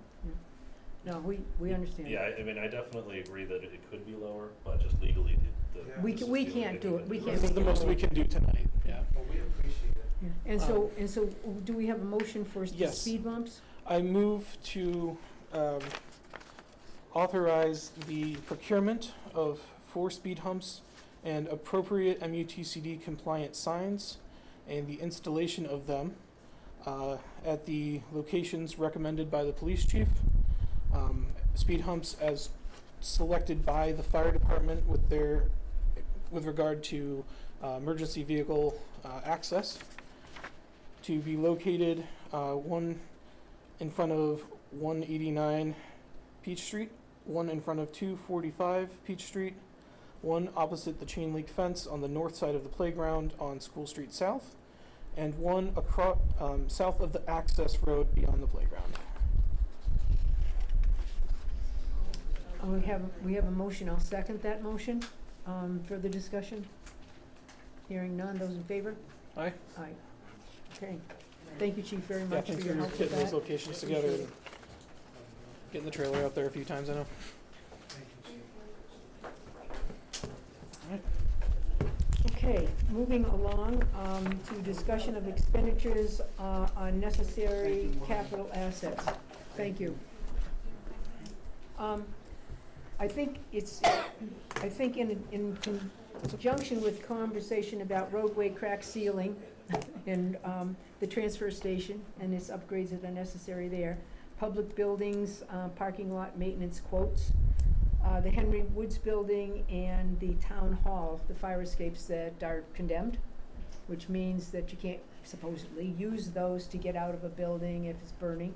It's kind of a problem, and it's one that we've tried to address and have come up against trying to find the appropriate engineering document to, the company that bid, that had a bid that we could afford.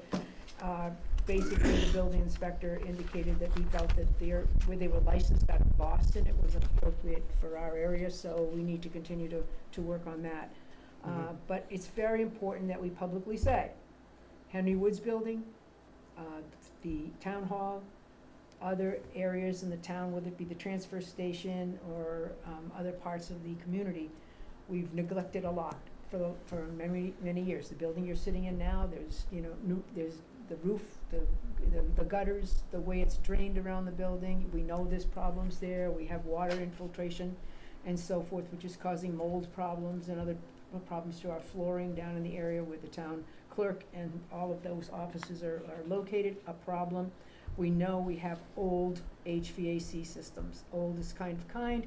I think some of them have been here almost since I've been here. That's a long time, but I don't mean as I mean when I graduated from here, long time. At any rate, I would just say that I think it's incumbent upon the board to do some engineering on some of these buildings and to come up with a priorities list.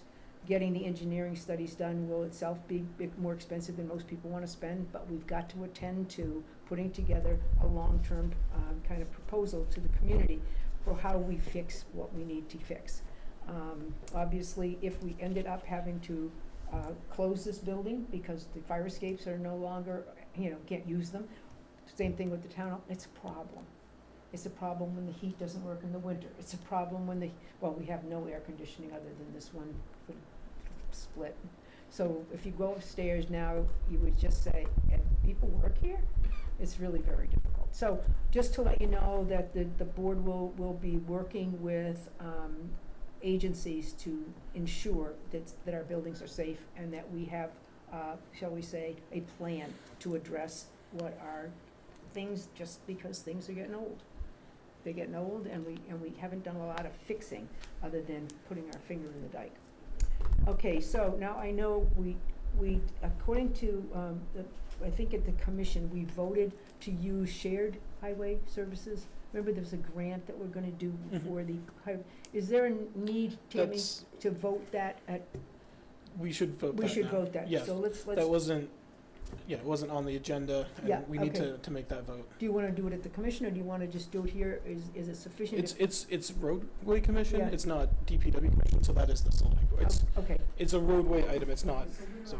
so We're on we're in DI. discussion D, and we're talking roadway crack sealing, that's gonna Fair be share, done on yep. some of our roads.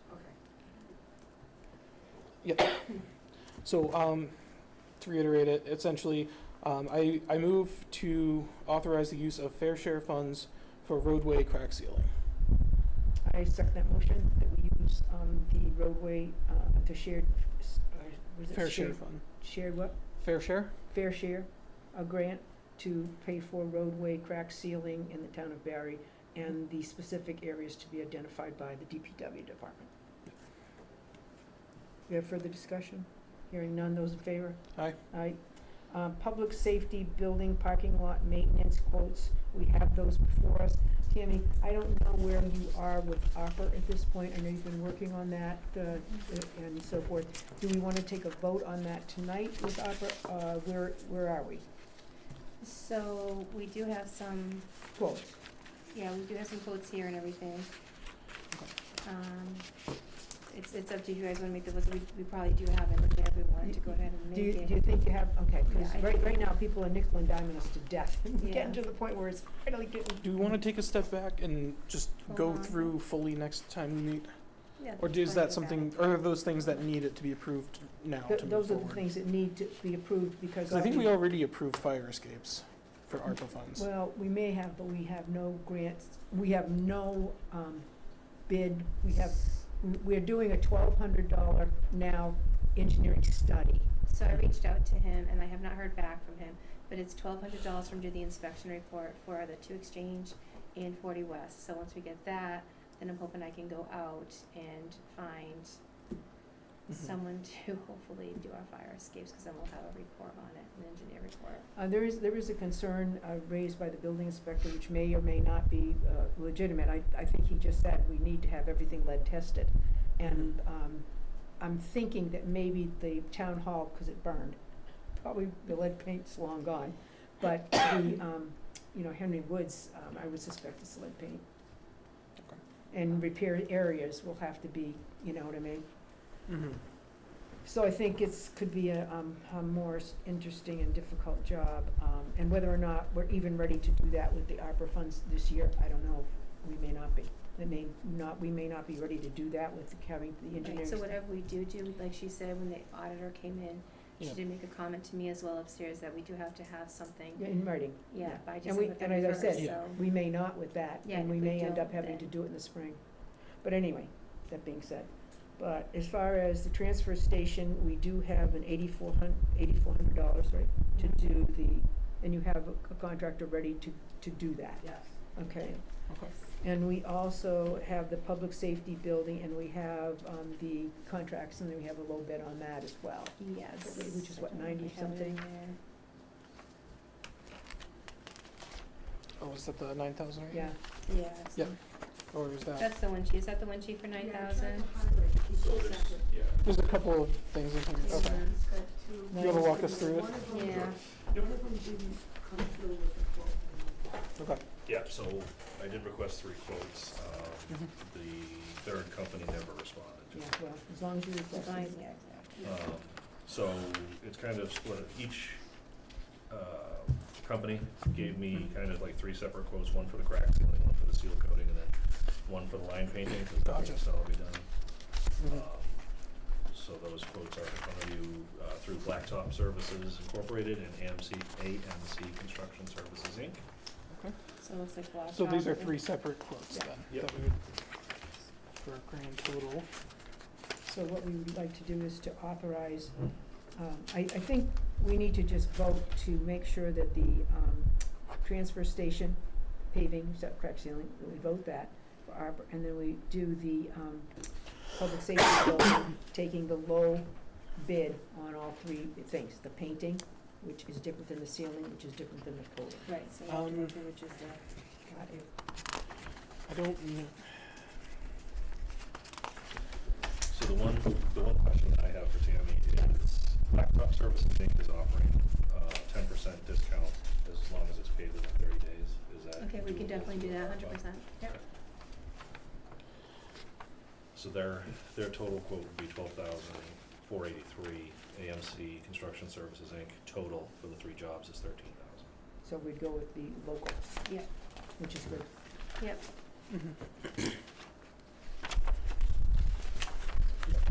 Just send it up to me Okay, So so we'll we do- need a vote to authorize expenditure of Excuse me. ARPA funds to Yep. do the, public safety building parking lot maintenance. That has been we have a bid from Blacktop Services to do the line painting, Yep. the ceiling, and the, Correct. driveway, Correct. Yeah. crack ceiling. Correct, so, Yep. Okay, in. What's the total? 12,483. Thank you. 12,483. and All right. you wanna make that as a motion? I move to approve the use of ARPA funds in the amount of $12,483 for seal coating, Correct. crack sealing, and line striping as part of maintenance for the Public safety. public safety building. I would second that motion. Further discussion before a vote? Hearing none, those in favor? Aye. Aye, okay, that's approved. Now, let's go to roadway crack and sealing and hole patching for the transfer station. We do have a contract, a bid on that for $8,400, I think. I don't have it in mind. Pardon me? I don't have that in mind, the I don't 8,400. have anything on that.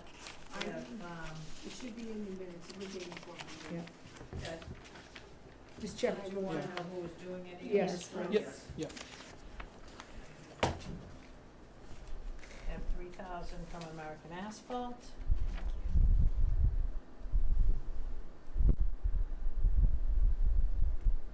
And Supreme Seal Coating, is 26.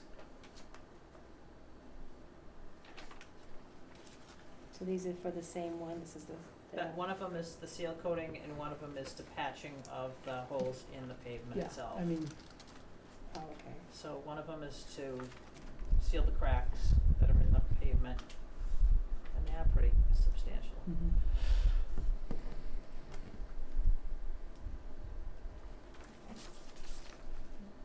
I can have this, Yeah, you okay. can keep those. Yeah, I'm gonna leave that for the minutes. And we'll need a motion. Just a second. So 2,600 and 3,000, that's not 8,400 though, is that? That's what. How much did you say total? So it's 3,000 for the American. So why was Yeah. it 80? I don't know why they asked me. Yeah, I don't know, cause 2,600, that would only be 5,600. So then it's 5,600. I don't know Even why better. you stuck the sticky note on that. oh wait, this one says 48. Wait, for crack filling. No, Maybe it's 54, is 5,400 on top there? yeah, no, I'm sorry. The 2,600 is the linear feet. The price is 4,800 to 5,400. So that So we would. did the So the high 84 one. is the 54, So assuming it's worst case. 5,400, okay, Yep. Yep. Then that's for 2,600 linear feet okay. of crack seal. Okay. And that's from So just give me a copy, I'm gonna give it to you, cause. Supreme I'll Seal leave it Coating. Right, and then I'll just take a copy. I'll just, yeah. All right. We'll do these as 2 separate ones. Move to approve $3,000 out of ARPA funds for the asphalt repair for the transfer station in the amount of $3,000 for American Asphalt Incorporated. I'd like to make a comment to the board based on my experiences. When these folks put in, I guess you call it the ceiling, Mm-hmm. some companies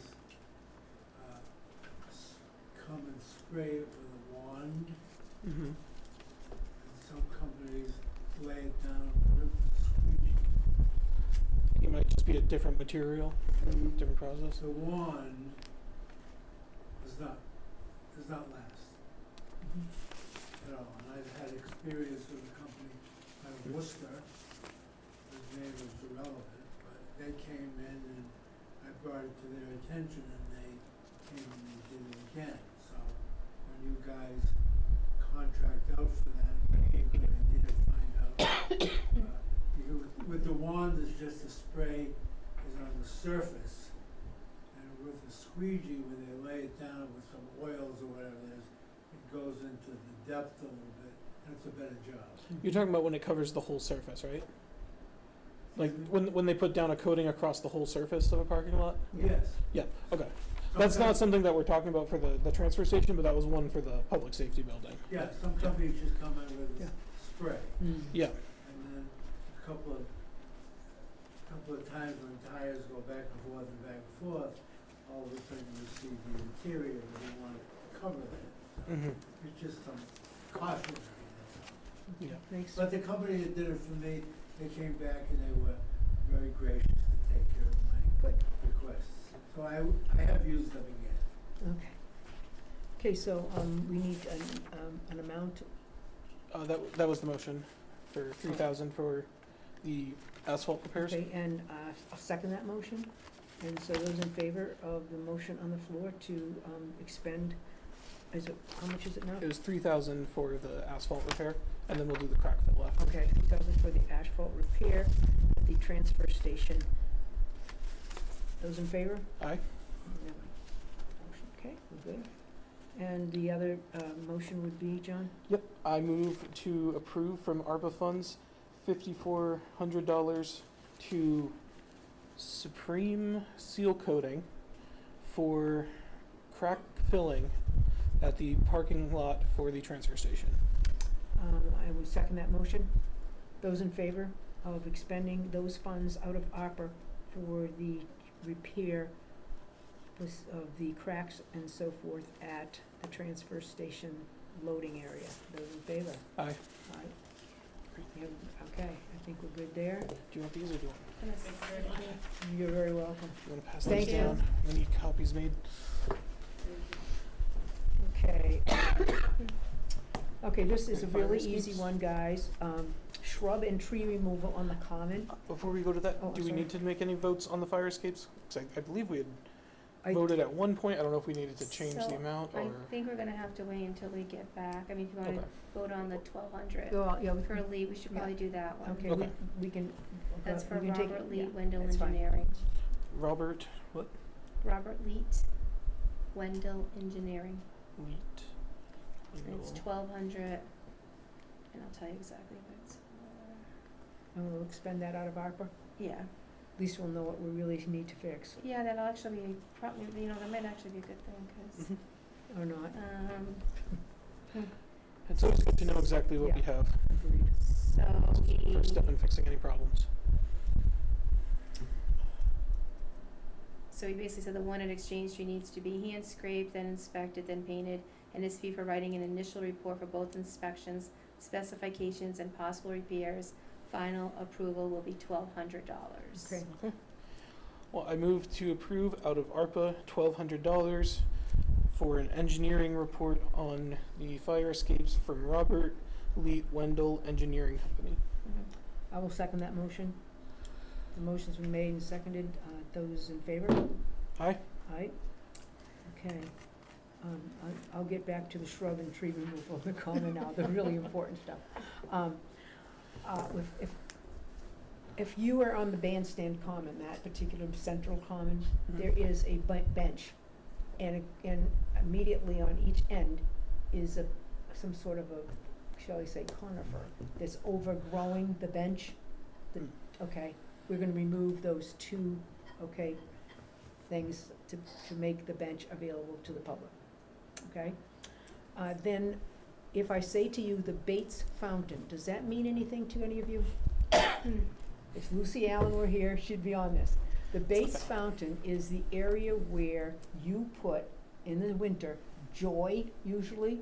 Oh, There's a plan. The foundation is falling. Yeah, it's apart. leaking out. Yeah, and so we're gonna fix that and remove the awesome. 2 large arborvitaes that have just overgrown their spot. The DPW department has indicated that they may move the arborvitaes instead of just cutting them.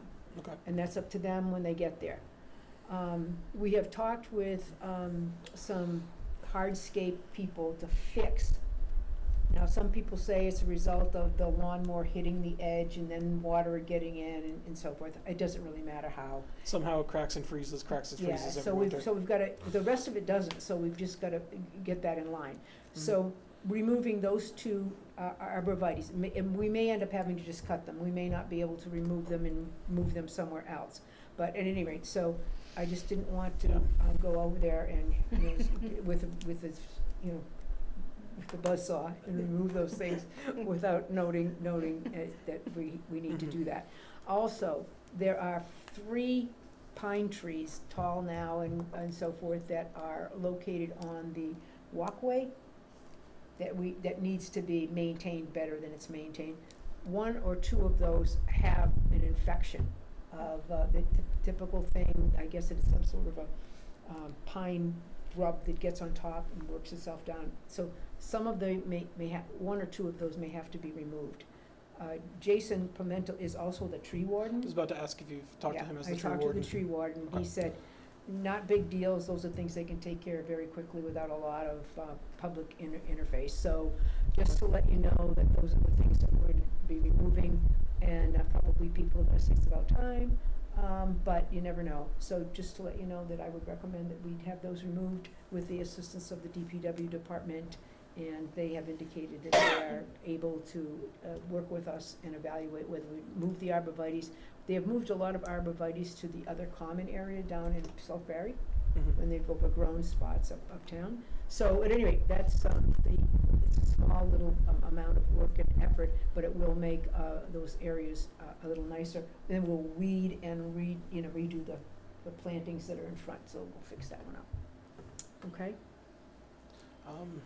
Yeah, I think we just want to check if there's any committees or commissions involved that would need to go through this as far as common goes, or historical, or anything along those lines. There used to be a commons project, group, but those were folded into just the DPW.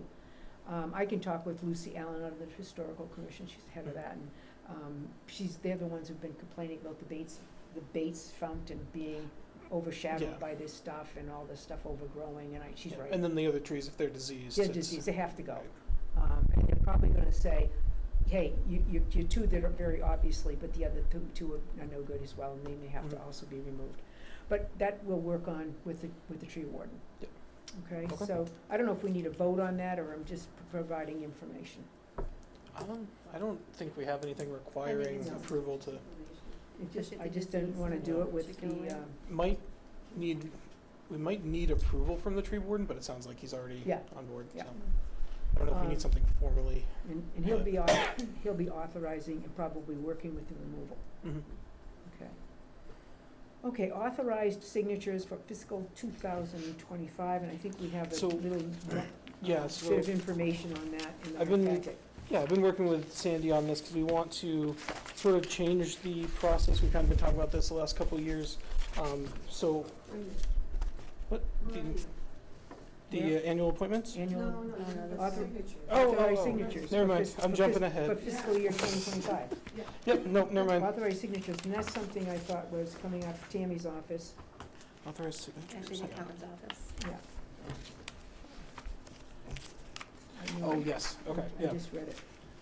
I'm way off track. But I believe you're familiar. I'm familiar, yeah. They are, I know. Yeah. There you go, Ryan. How is that possible? I stood at that table and all 3 piles. No worries. And stuffed them in. I got the jackpot one right here. Jeez, you got everybody's pile in. What? You got the wrong packet. No, I'm kidding.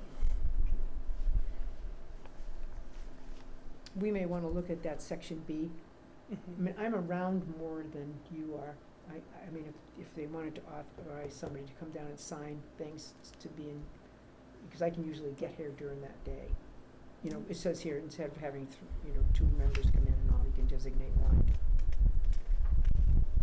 What is the thing in here that's gonna cause, irritation or anger amongst the crowd? Is there So let's anything? see, yeah, probably.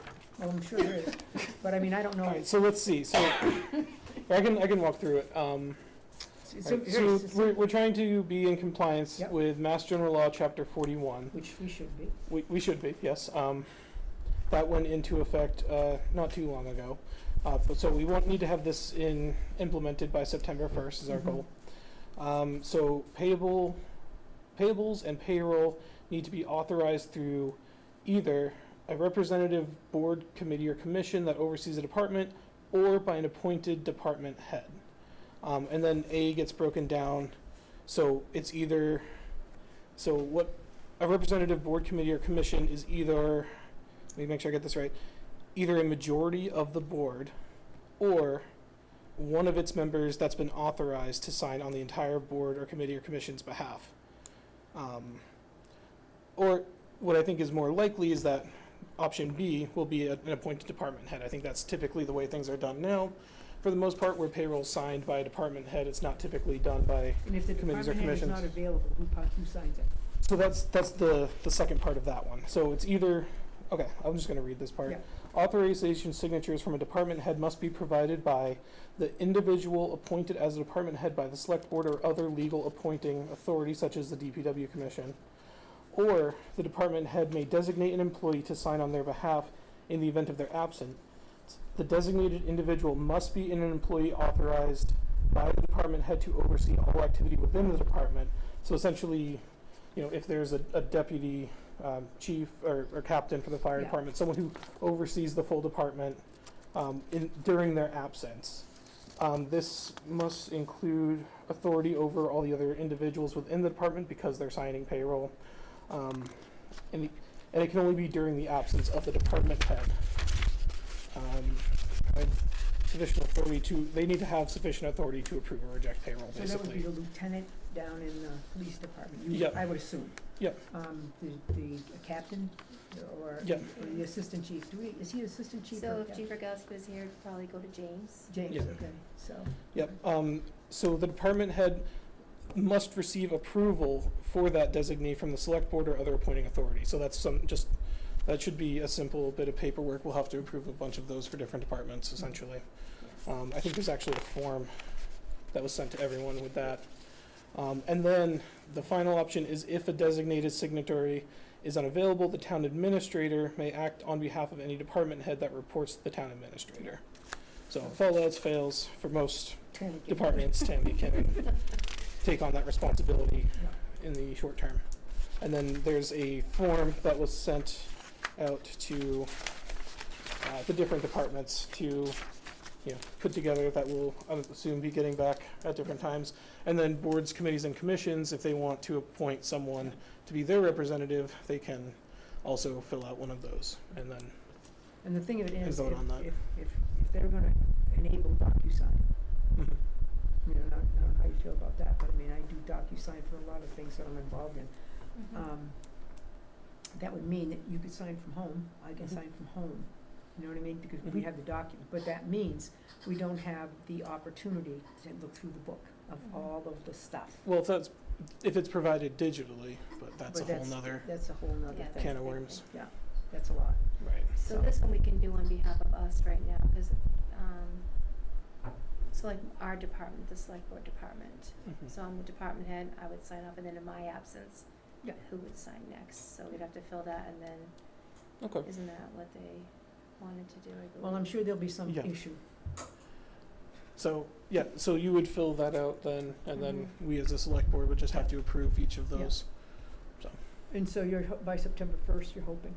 By September That's 1st what would be ideal, The yeah. town Okay. department wants. That's, Is that's, that any amount of money, or is that a minimum? this is just a new process within the town. Just any amount of money.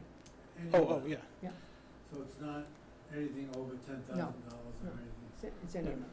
That happens now, for example, when we get, all of the things that we're gonna pay, the accounting department, every department is listed, so there's everything, from $1.98 to $9,000, whatever, has been expended that. Any expense comes That through. 2-week period, we see improve. Okay. And first, it's, sent to us by, the accountant who's kind of scrubbed it, working with the departments who submitted it, so it's in pretty good shape every time we see it. Okay, so we don't have to vote on that, Tammy, you're just giving us that for information purposes? I know they want, but either way, they're gonna have to come with everybody, so it really doesn't make a difference if we do it tonight, right? Because they all have to go through the select board for your Yeah. approval. Yeah, so we'll Okay, just be so voting just- on a I bunch would of just those do going it. forward, yeah. Might not be until our next, Now we're ready for your Second. thing, FY '25 annual appointment vote. Yeah, it's actually more of discussion. I don't think we'll be voting.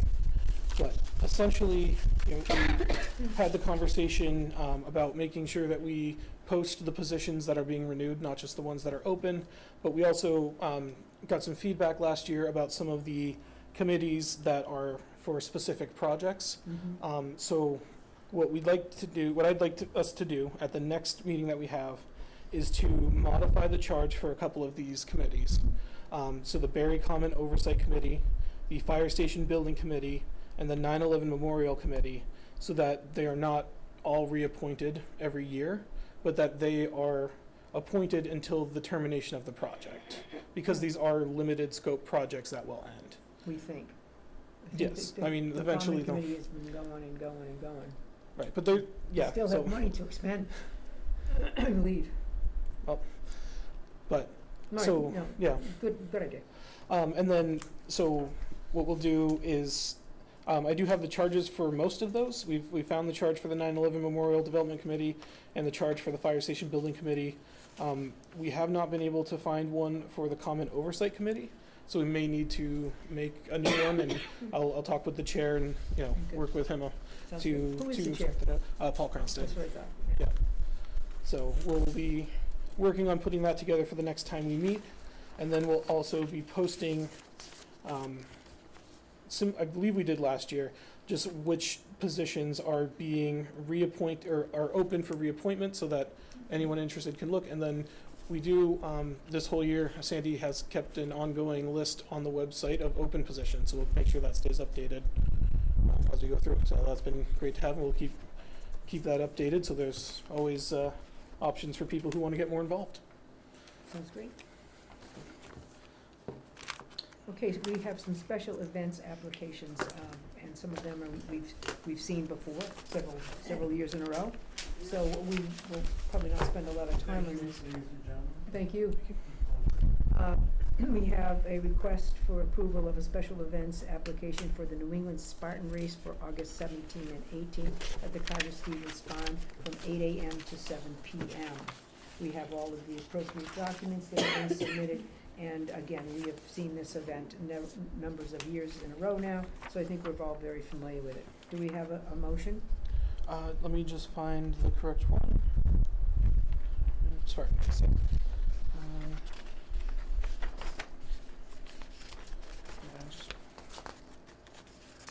wanted to look at the signatures. Yeah, I had to interfile those separate pages.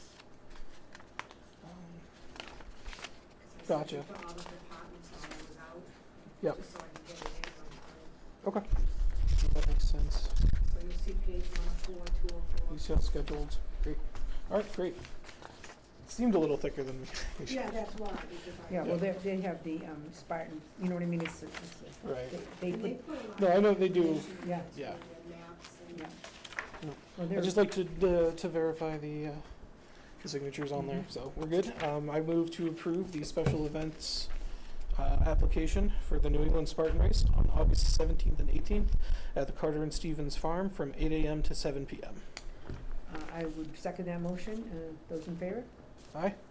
Okay, moving along, the one-day special liquor license for Kids Fit Foundation, sponsored again by the New England Spartan Race, for August 17 and 18 from 8 a.m. to 7 p.m. at Carter Stevens Farm. So basically, they're getting a one-day special. So- special liquor license as part of the New England Spartan race. So why do they need a special liquor license for that? Isn't it at- Because they're selling the alcohol, not Carter Stevens. Okay. This is for That Okay. company is selling. Kids it. Fit Foundation right. is selling They're it. probably making some Okay. money for that. Right. Gotcha. That makes more sense. There's just a Uh, letter in there from Carter Stevens that they're obviously aware of it. Yeah. Yeah, I mean, it's their property, they're from the same. But- Okay, all right. Yep, okay, they have a, Yeah, right here.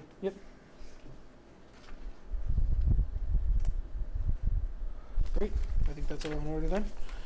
I move to approve the one-day special liquor license for the Kids Fit Foundation at the New England Spartan Race at Carter and Stevens Farm from 8 a.m. to 7 p.m. on 17th and 18th of the August. 17th and 18th of August, 2024. I will second that motion to approve the one-day special liquor license for the Kids Fit Foundation sponsored by the New England Spartan Race on August 17, 18. Those in favor? Aye. Aye. And then we have, the 250th committee is looking to, the Immaculate Heart of Mary School Band Parade Participation Agreement that that they're asking for us to sign, and, to, have this individual band included in the parade. Great. We have the contract that we can sign? It should be in there. I thought you just had the one contract. Yeah, we have an overview page of it. Yeah, so yeah, That's all I got, Oh. was just that. okay, All right. okay. Well, Richard's coming in tomorrow. Yeah, I mean, we can approve the amount, and if this is Yeah. what they expect us to use. sign. yeah. Yeah, so I would move to approve The the amount of- Immaculate Heart of Mary School Band Parade Participation Agreement in the amount of $1,500 for the 250th parade. I will second that motion. Those in favor? Aye. Aye. Okay, we're good. We're now into the wage authorizations for EMT and fire. Library. A whole bunch of Yeah, stuff. and the library one as well, the second page of the agenda. Okay, I would say the first couple are, wage authorizations for Noah Linhart, Fire Department, second EMT, step 4, on-call, $20.13 an hour. I'll read all of them into the record. Brett Clarkson, Fire Department 2, firefighter, step 4, on-call, $20.13 an hour. Hannah Baxter, Fire Department 2, firefighter, step 4, on-call, $20.13. Mark Sawyer, PD, full-time officer, step 5, $31.97 an hour, effective September 3, 24. Jenna Garvey, cataloging librarian, specialist, CL-3, classification, $22.72 an hour. As presented, I would welcome a motion to authorize those, shall we say, salaries as presented. Before we make a motion for all of them together, are any of these new positions, or are these all step increases? They're all step increases. All of them are? Okay. Well, just, isn't, The police Police officer says- is an additional, position. Okay. That was what, in our budget. Okay. So that was an open one from the budget. Yes. Okay. And then libraries, a step increase? Yes. Okay. The Or is that- firefighters, these are new. Yeah, the 3% step firefighter, increase. these three, those are new on call. I know, but those are just on-call Yeah, positions. they, Yep. they're just- Okay. Making sure we're all on the same page. Okay, so those are new on call. Okay. All right. Yep, I move to approve the wage authorizations as read. I would second that motion. Those in favor? Aye. Aye. Where's the new guy from? North Brookfield. So he actually started Take- here. He began his career here, left, and then coming back. Great. Oh, good, I guess. No, it is, it's a very good thing. Rehires are always great. Okay. It's a good sign. Yeah.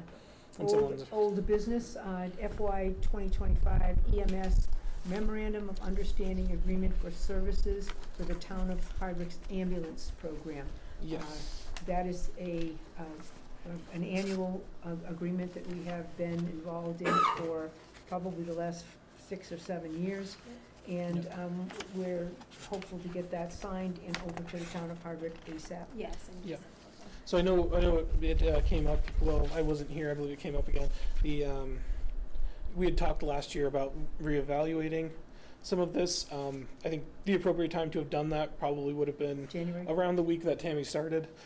So we didn't reevaluate that this year, but it's one that we need to, it's you know, already in their revenue, they already but, have their annual tax. yeah, as this is, as it is now, I think we can comfortably move forward with this and look into it more before next, as the next calendar year begins, before the next fiscal year. So. Yeah, it is actually Yeah, already on my good. calendar. So you Yeah, have, so we had talked about it last year, and then we missed our opportunity just with transitions going on. so we have a motion?